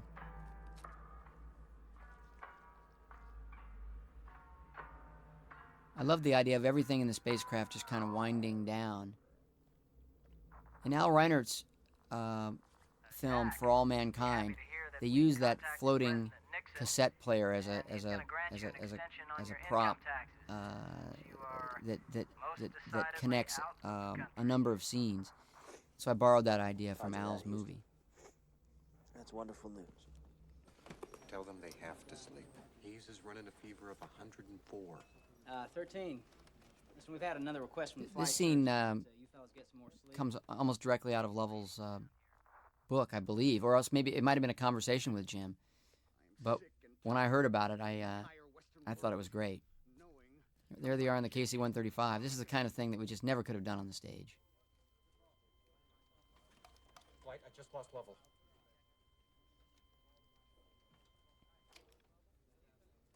Uh, 13, this is Houston. Jim, we just had a dropout on your biomed sensors. I'm not wearing my biomed. All done on the KC-135. You would have thought that Ed was there watching Tom's performance. His reaction is so perfect.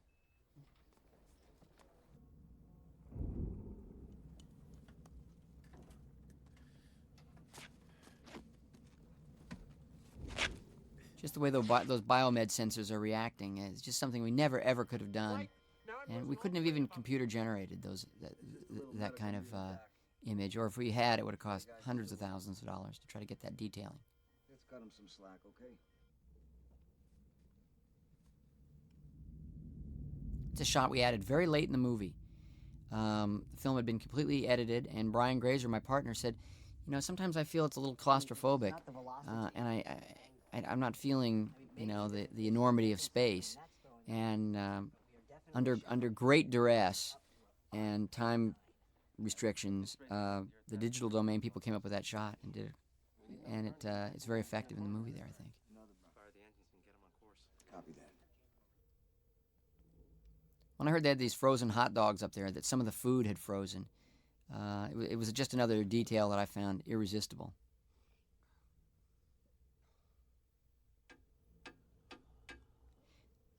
It's a sequence that intercuts well between the KC-135, which that shot was done on, and back on the soundstage where these shots were made. Jim, we've got another course correction for you. What's up? Something about another course correction. We copy, Houston. Be advised, it's going to take Fredo and I a while to power up the computer for the alignment platform. if we have to fire the engine. Negative on that, Jim. Can't spare power for the computer. We gotta do this blind. Houston, without the computer, what do we use for orientation? This is a very complicated procedure in reality that we simplified to some extent, and there were other burns where they had the computer up and running and were able to utilize it, so it was not as dramatic. We even filmed one of them and later cut it out. I decided to sort of put all our eggs in this basket in terms of understanding what it meant out there to be trying to fire these engines and fly this ship manually.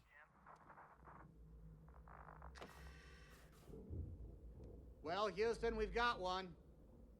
If we can keep the Earth in the window, flying manually, the COAS crosshairs right on its terminator. All I have to know is how long do we need to burn the engine? The shorter the better. Roger that, Jim. Can they fly it manually and still shut it down on time without the computer? It's an example of a wild line dropped in there to help clarify for the audience.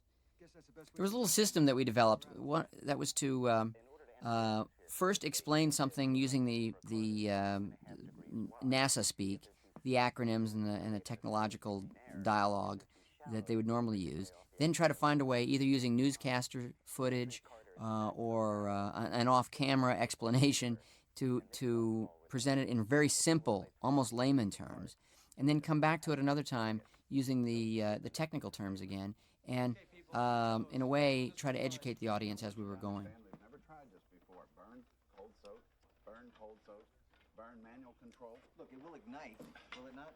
I just want you to know the engine's never been tried like this. That's all I'm trying We to took say. a bit of dramatic license here. Certainly the Grumman people were concerned, and the lunar module had not been designed to be used this way, but I'm not sure that they were the nagging worrywarts that we presented them to be.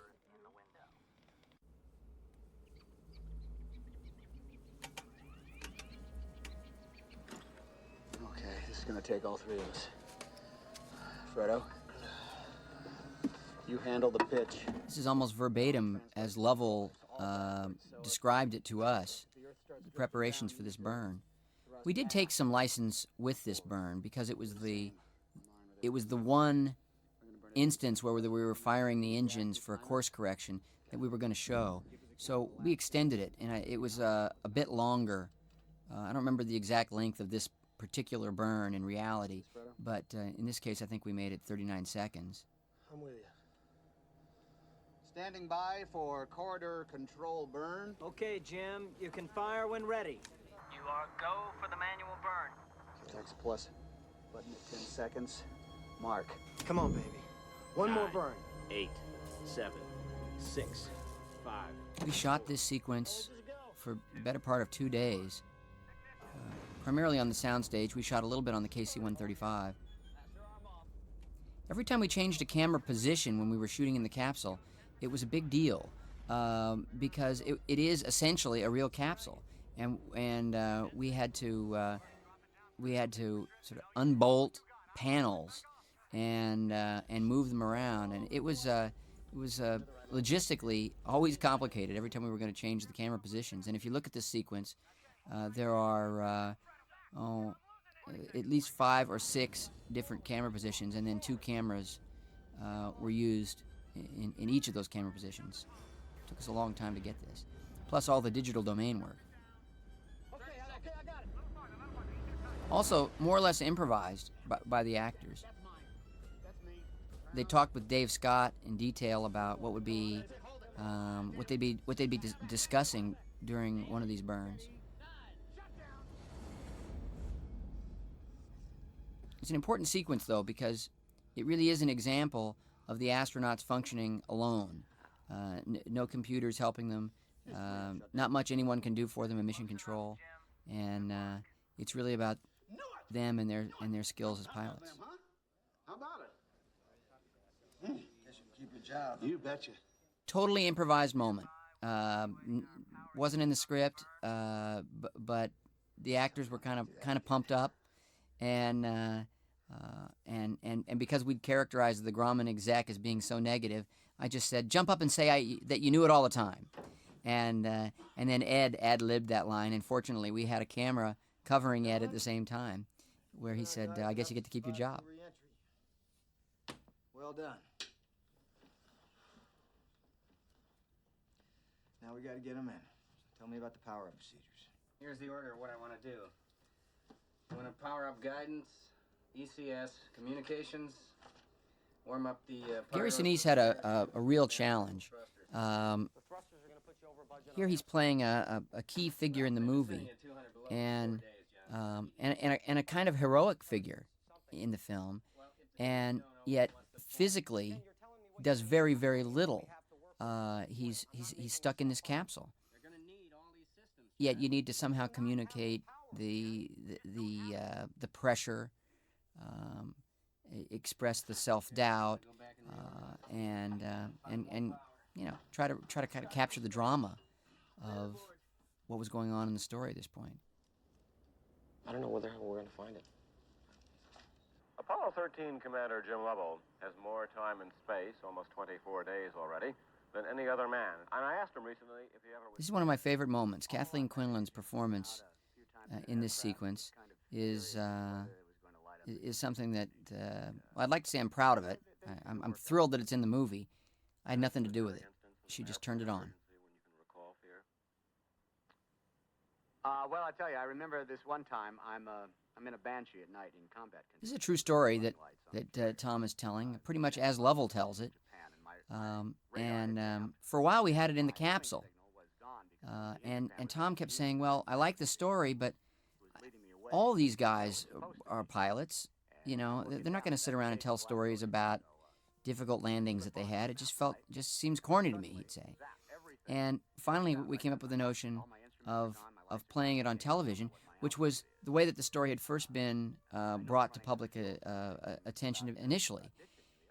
And suddenly, the scene became almost a love scene. It became a scene about a wife communicating in some way with her husband, and in what might be her final communication. And yet it's not the husband. It's an image on a television screen, and there's something very very emotional and kind of bittersweet about the moment. Okay, Spacecraft Commander Jim Lovell, no stranger to emergency is he.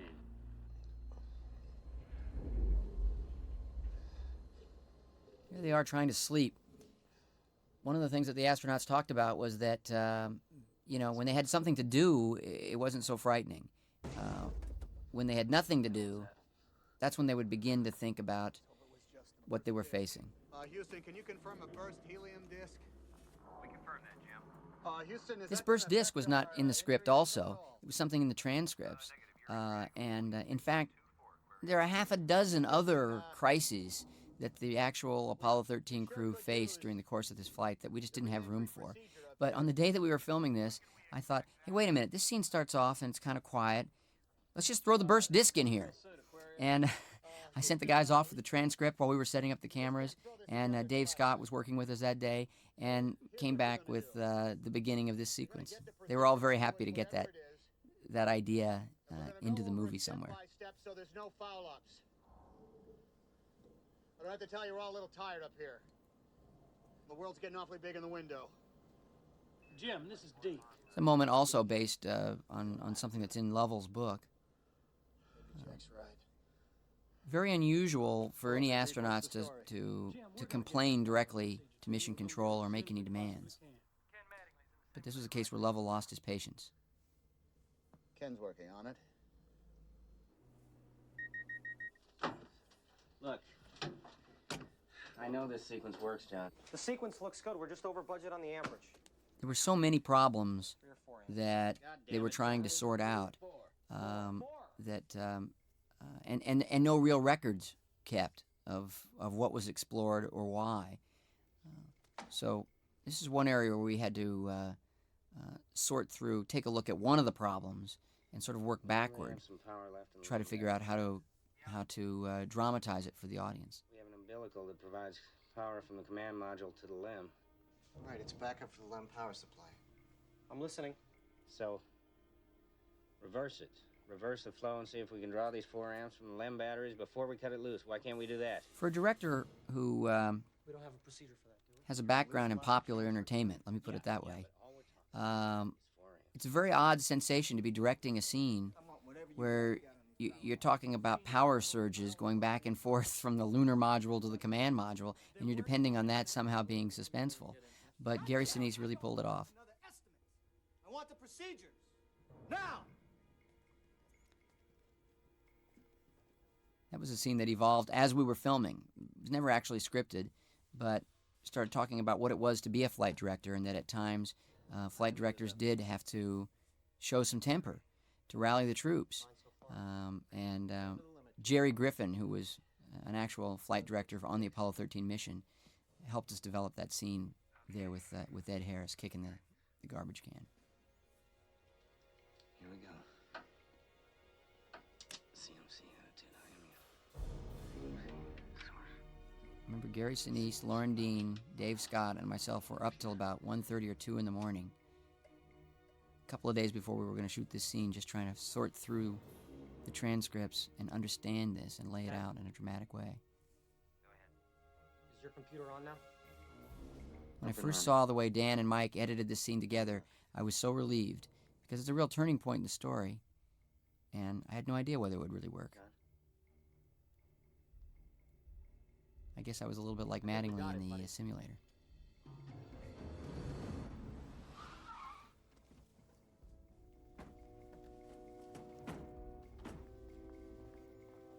Arthur, my notes are clear on that last sequence, yeah. right?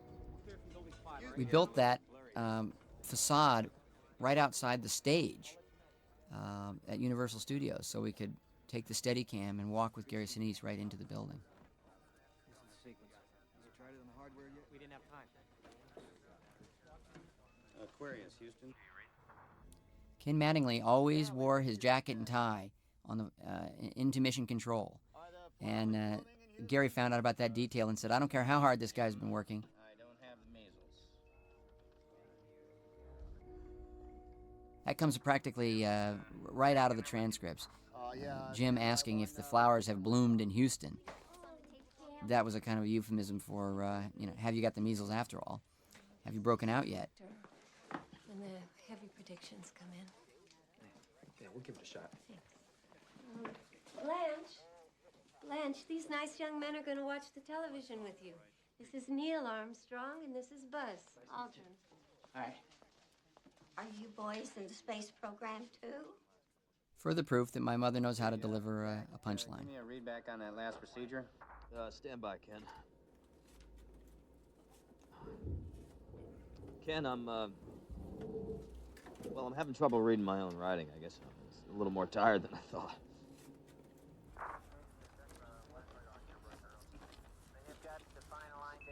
Don't worry, Jack. I'll talk you through it. Okay, find the main bus breakers on panel 11. A great deal of the sequence with Kevin Bacon here was shot with a snorkel cam. It uses mirrors primarily to be able to put the camera lens in very difficult confined spaces. This capsule was almost impossible to film in, and in the area where the Jack Swigert character was operating, it was almost impossible to get a camera in there, and the snorkel camera allowed us to do not only get the camera there, but to make some interesting moves as well. There's a great digital domain shot that again reminds you that there are people inside there. It's not models. It couldn't be a model because there are people in there. Rocks. That's a firm. One more thing, Jim. While Jack's working on the power-up, we'd like you and Fredo to transfer some ballast over the command module. Say again, Houston, ballast? This whole ballast idea was something that just came out of a conversation with Lovell. We were talking about it, and he just kind of mentioned it, and I said, wait a minute, ballast? And he said, well, yeah, we didn't have the moon rocks. And suddenly, I realized that at the last minute, they were not only preparing for re-entry, but they were shuttling equipment back and forth, and I knew that was going to be something we'd be able to work well with on the KC-135. So we wrote it into the scene. Okay, Jack, panel 7, BMAG number 2, power to warm-up. BMAG number 2, power to warm-up. Done. Sequential logic 1, Again, we're cutting from the soundstage there where Logic. Kevin is 2 on. to the KC-135. CM, That no is something that Swigert actually did. Gets explained a little bit later in the movie, but it's another detail that simply came out of the transcripts. Apollo 11 astronauts Neil Armstrong and Buzz Aldrin. Only the Lovell's eldest son, Jay, is absent as he holds vigil with his classmates at the St. John's Military Academy in Wisconsin. ABC News science editor Jules Bergman with a crippled... It was very awkward that his son was off at military school. From a storytelling standpoint, I kept thinking we should just change that and put him in the home, but then I realized that it was one of those situations where reality was far more dramatic, and here was this poor boy, isolated, and I felt it was very poignant. It was a great zero-gravity shot where we wedged the camera in behind the couches, and you could see that Hasselblad that Bill Paxton was handling come floating right up toward camera.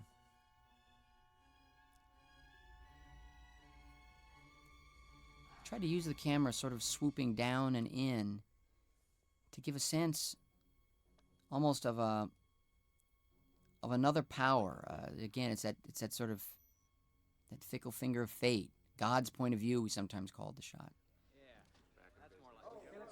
At that crucial moment, was there someone watching over the crew? It almost seemed that there had to have been. Back up, Ken. Boy, I wish you were here to see it. I'll bet you do.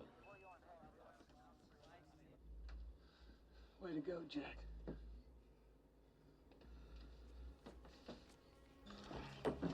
Flight, this is Retro. Go, Retro. Flight, we are looking at a typhoon warning. Edge of the prime recovery zone. The audience always reacts to that as though they just can't believe it, and it's just another detail that's absolutely true. Only if their luck changes. Jim, we're ready for SM jettison. That shot was done on the stage. It's another one where we were able to create the zero-gravity illusion. It took us a long time, but that was something that we weren't able to get on the airplane, so we did it on the stage. We have service module jettison. Okay, Houston, service module is free. We're gonna take a look. More good model work there by Digital Domain. KC-135 shot. And we're back on the stage. Chilled down to 34 degrees. Oh. Houston, we're getting our first look at the service module now. This is all verbatim, right out of the transcript, right off the flight loop. Right by the high gain antenna, a whole panel is blown out. Right up to our heat shield. Copy that, Aquarius. Look like it got the engine bell, too. Can you see that? They really were amazed by what they saw. And in fact, had that explosion occurred within Earth's atmosphere, everyone would have just been blown to smithereens. The only reason they survived was that the explosion occurred in the vacuum of space. On a lunar re-entry flight, the heat approaches Blanche, did Jim make Eagle Scout or not? Yes, he did. He did. If the heat shield is even slightly cracked, the extreme cold could have split it wide open. Worst of all, if the Here's my dad, Rance. parachutes have been damaged, the chutes may not open at all, causing the spacecraft to hit the water not at a gentle 20 miles He had a pretty per good hour. scene that got cut out. That was an awkward phone conversation for me. Dad, you did a good job, but it's on the cutting room floor. Such a global drama. In New York City, thousands of people have gathered to watch updates of the mission in Times Square. Many countries offered help, and the State Department said it would ask for it if it were needed. Again, this documentary footage, this archival footage was invaluable for us. In Rome, Pope Paul led 50,000 people in prayers for the safe return of the astronauts. In Jerusalem, prayers at the Wailing Wall.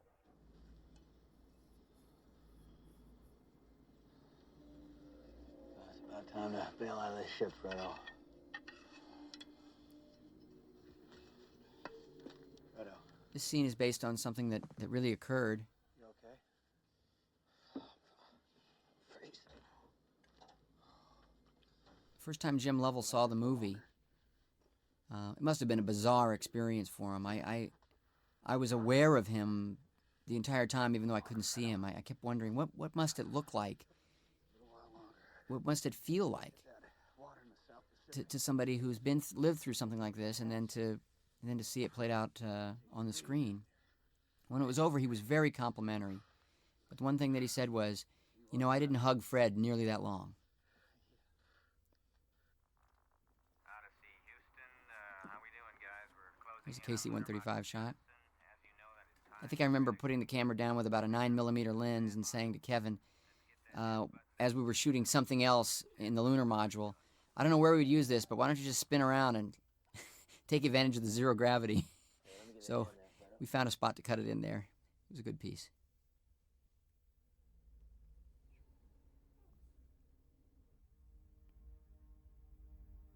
This is one of my favorite moments, beautifully acted by Hanks. We got very lucky with the condensation on the windows. The way it accidentally, we know when we had never planned on it diffusing even further our view of Tom. See, there's it clouds up some more. It's a nice dramatic touch. It was all luck. Copy that. Flight 13 Houston. We're coming up on Lem Jettison. Stand by. Have you got everybody in the Odyssey? Yeah, Ken, I'm gonna check those pyro batteries one more time. Okay, pyro bats look good. I don't think we're gonna have to tie the other batteries.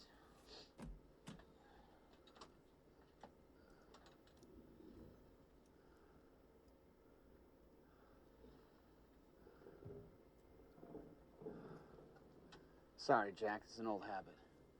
Kind of used to the pilot seat. Also straight out of Lovell's book. Lovell had been the command module pilot on Apollo 8. And it was sort of natural for him to drift to the pilot seat.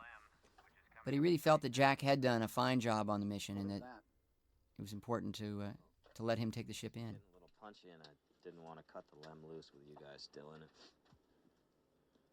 It's good thinking. Another detail straight out of the transcripts, the fact that Jack had written that no, scribbled it out, and covered over the lunar module jettison switch with it.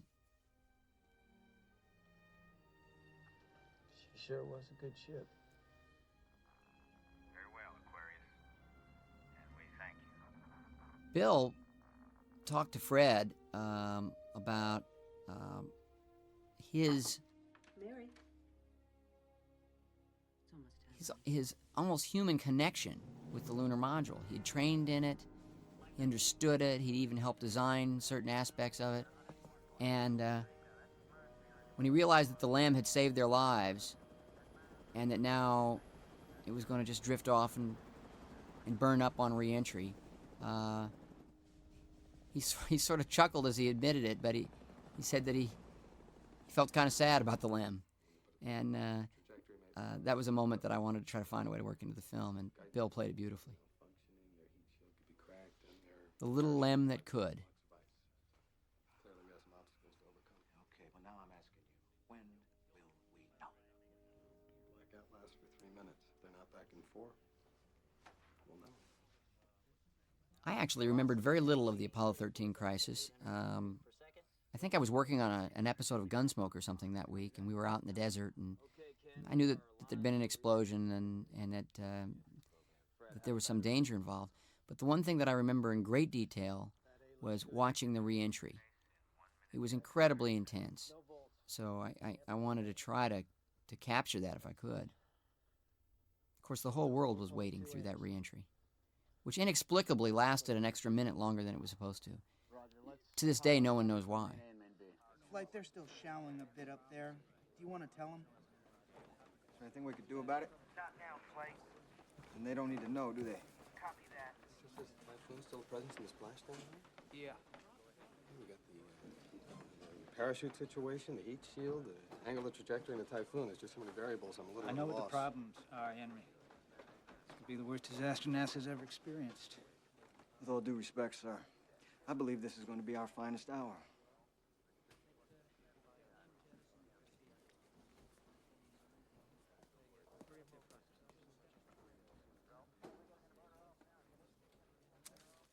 We filmed all the mission control scenes in sequence, as we were able to do in the capsule as well. It's a great advantage.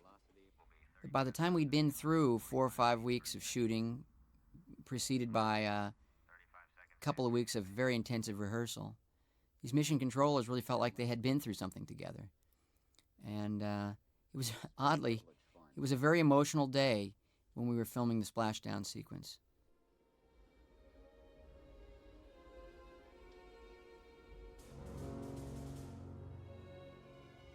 Likewise, this scene in the capsule was the last thing that we shot on the set in the movie with the actors. I think some of the emotion that they were feeling reflected the experience of making the movie as much as the scene they were playing. Nobody said it, we didn't talk about it, but I had that feeling. Some great work by Digital Domain. Took us a long time to try to figure out how to get those fire elements to be realistic, because it's not exactly fire, it's more superheated gas. And a great deal of research went into achieving that effect. Fascinating detail that all the condensation that had built up started raining on them as they re-entered. Those are the kind of things that we were always searching for in the movie. They brought so much realism to it.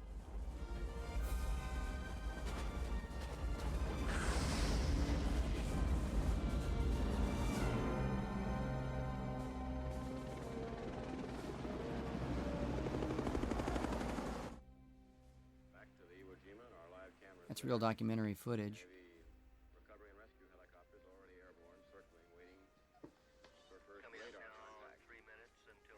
I like the tiny little subplot, the story about the mother and daughter there.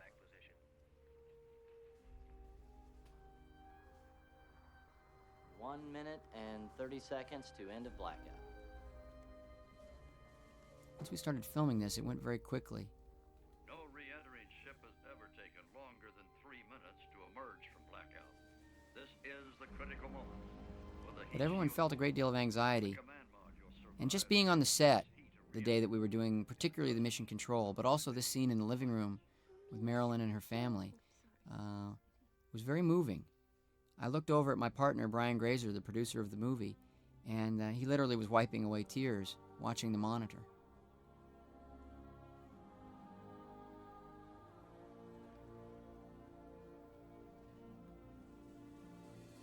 Okay, flight, that's 3 minutes. We are standing by for acquisition. When we found out that a lot of people had piled into the mission control room to witness this, what they hoped would be a splashdown, I thought it was perfect. A way a small way of reminding the audience that it was more than just the mission controllers with an emotional stake in the success of the mission and the rescue, but that there were hundreds and hundreds, even thousands of people.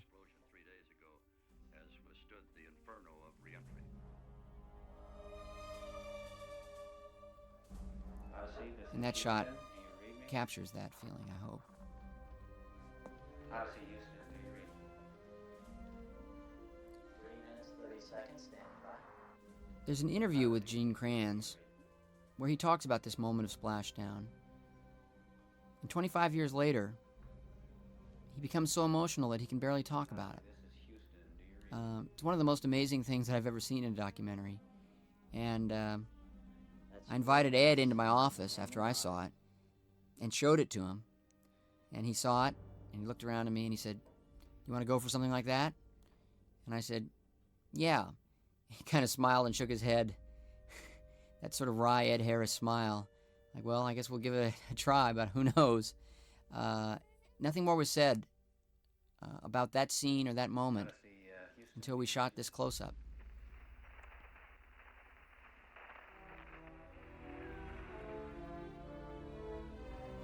I asked Ed if he wanted to do the close-up first before we did the master.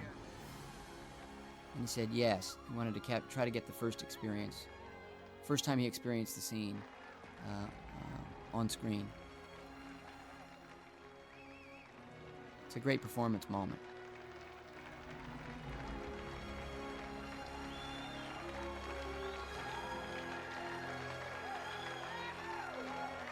Haise, Houston. Welcome home. We're glad to see you. Again, Gary's giving it that calm voice when you know that he's soaring inside.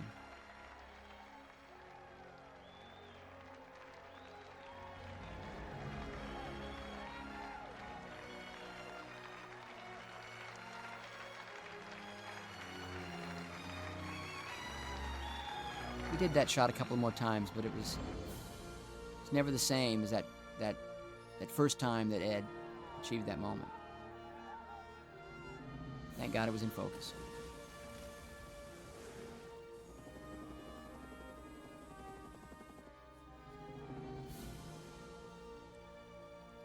Some beautiful second unit work done by Digital Domain and Todd Hollowell on the re-entry and splashdown footage.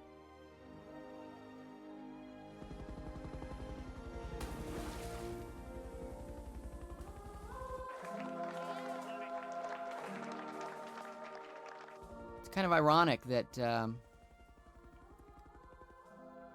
in a way, that a film that is so much about a sort of huge collaboration, an emergency effort of that kind of scale, that the film had to be the same kind of collaboration.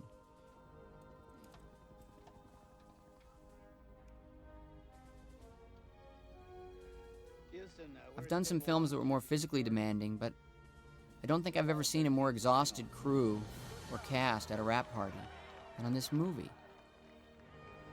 I think there was something about telling this story, the story of these astronauts, these mission controllers, the families. It simply became very important for all of us to try to get it right. I think that the cast and the crew put a lot of pressure on themselves and really put an extraordinary effort in trying to bring this event to the screen with integrity as a representation of the kind of work that we could do.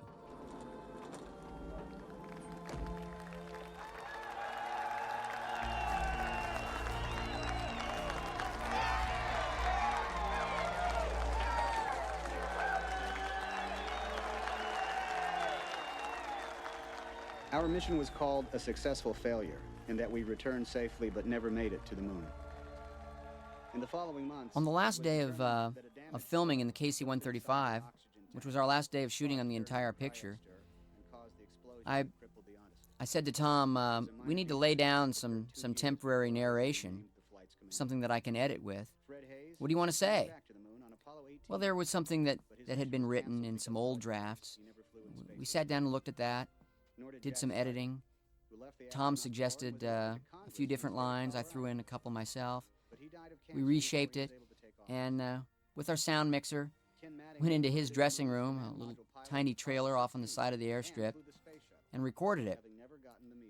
Well, later, we re-recorded it, we rewrote it, and you know, at the end of the day, I went back to that initial narration that we had done on the last day of filming.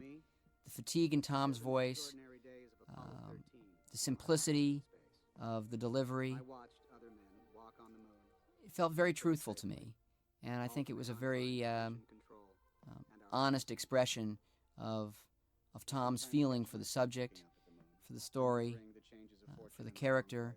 I think they were words appropriate to Jim Lovell as well. I look up at the moon and wonder, when will we be going back? And who will that be?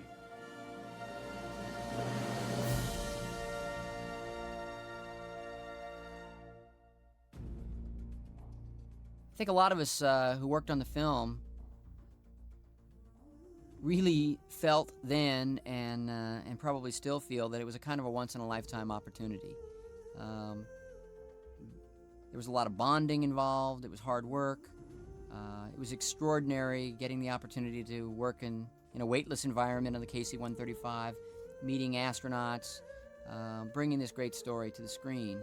And while we all have gone on to other projects and that we look forward to and that we believe in, and I think we all look forward to long careers, part of us probably all feel that there'll be nothing quite the same as working on Apollo 13.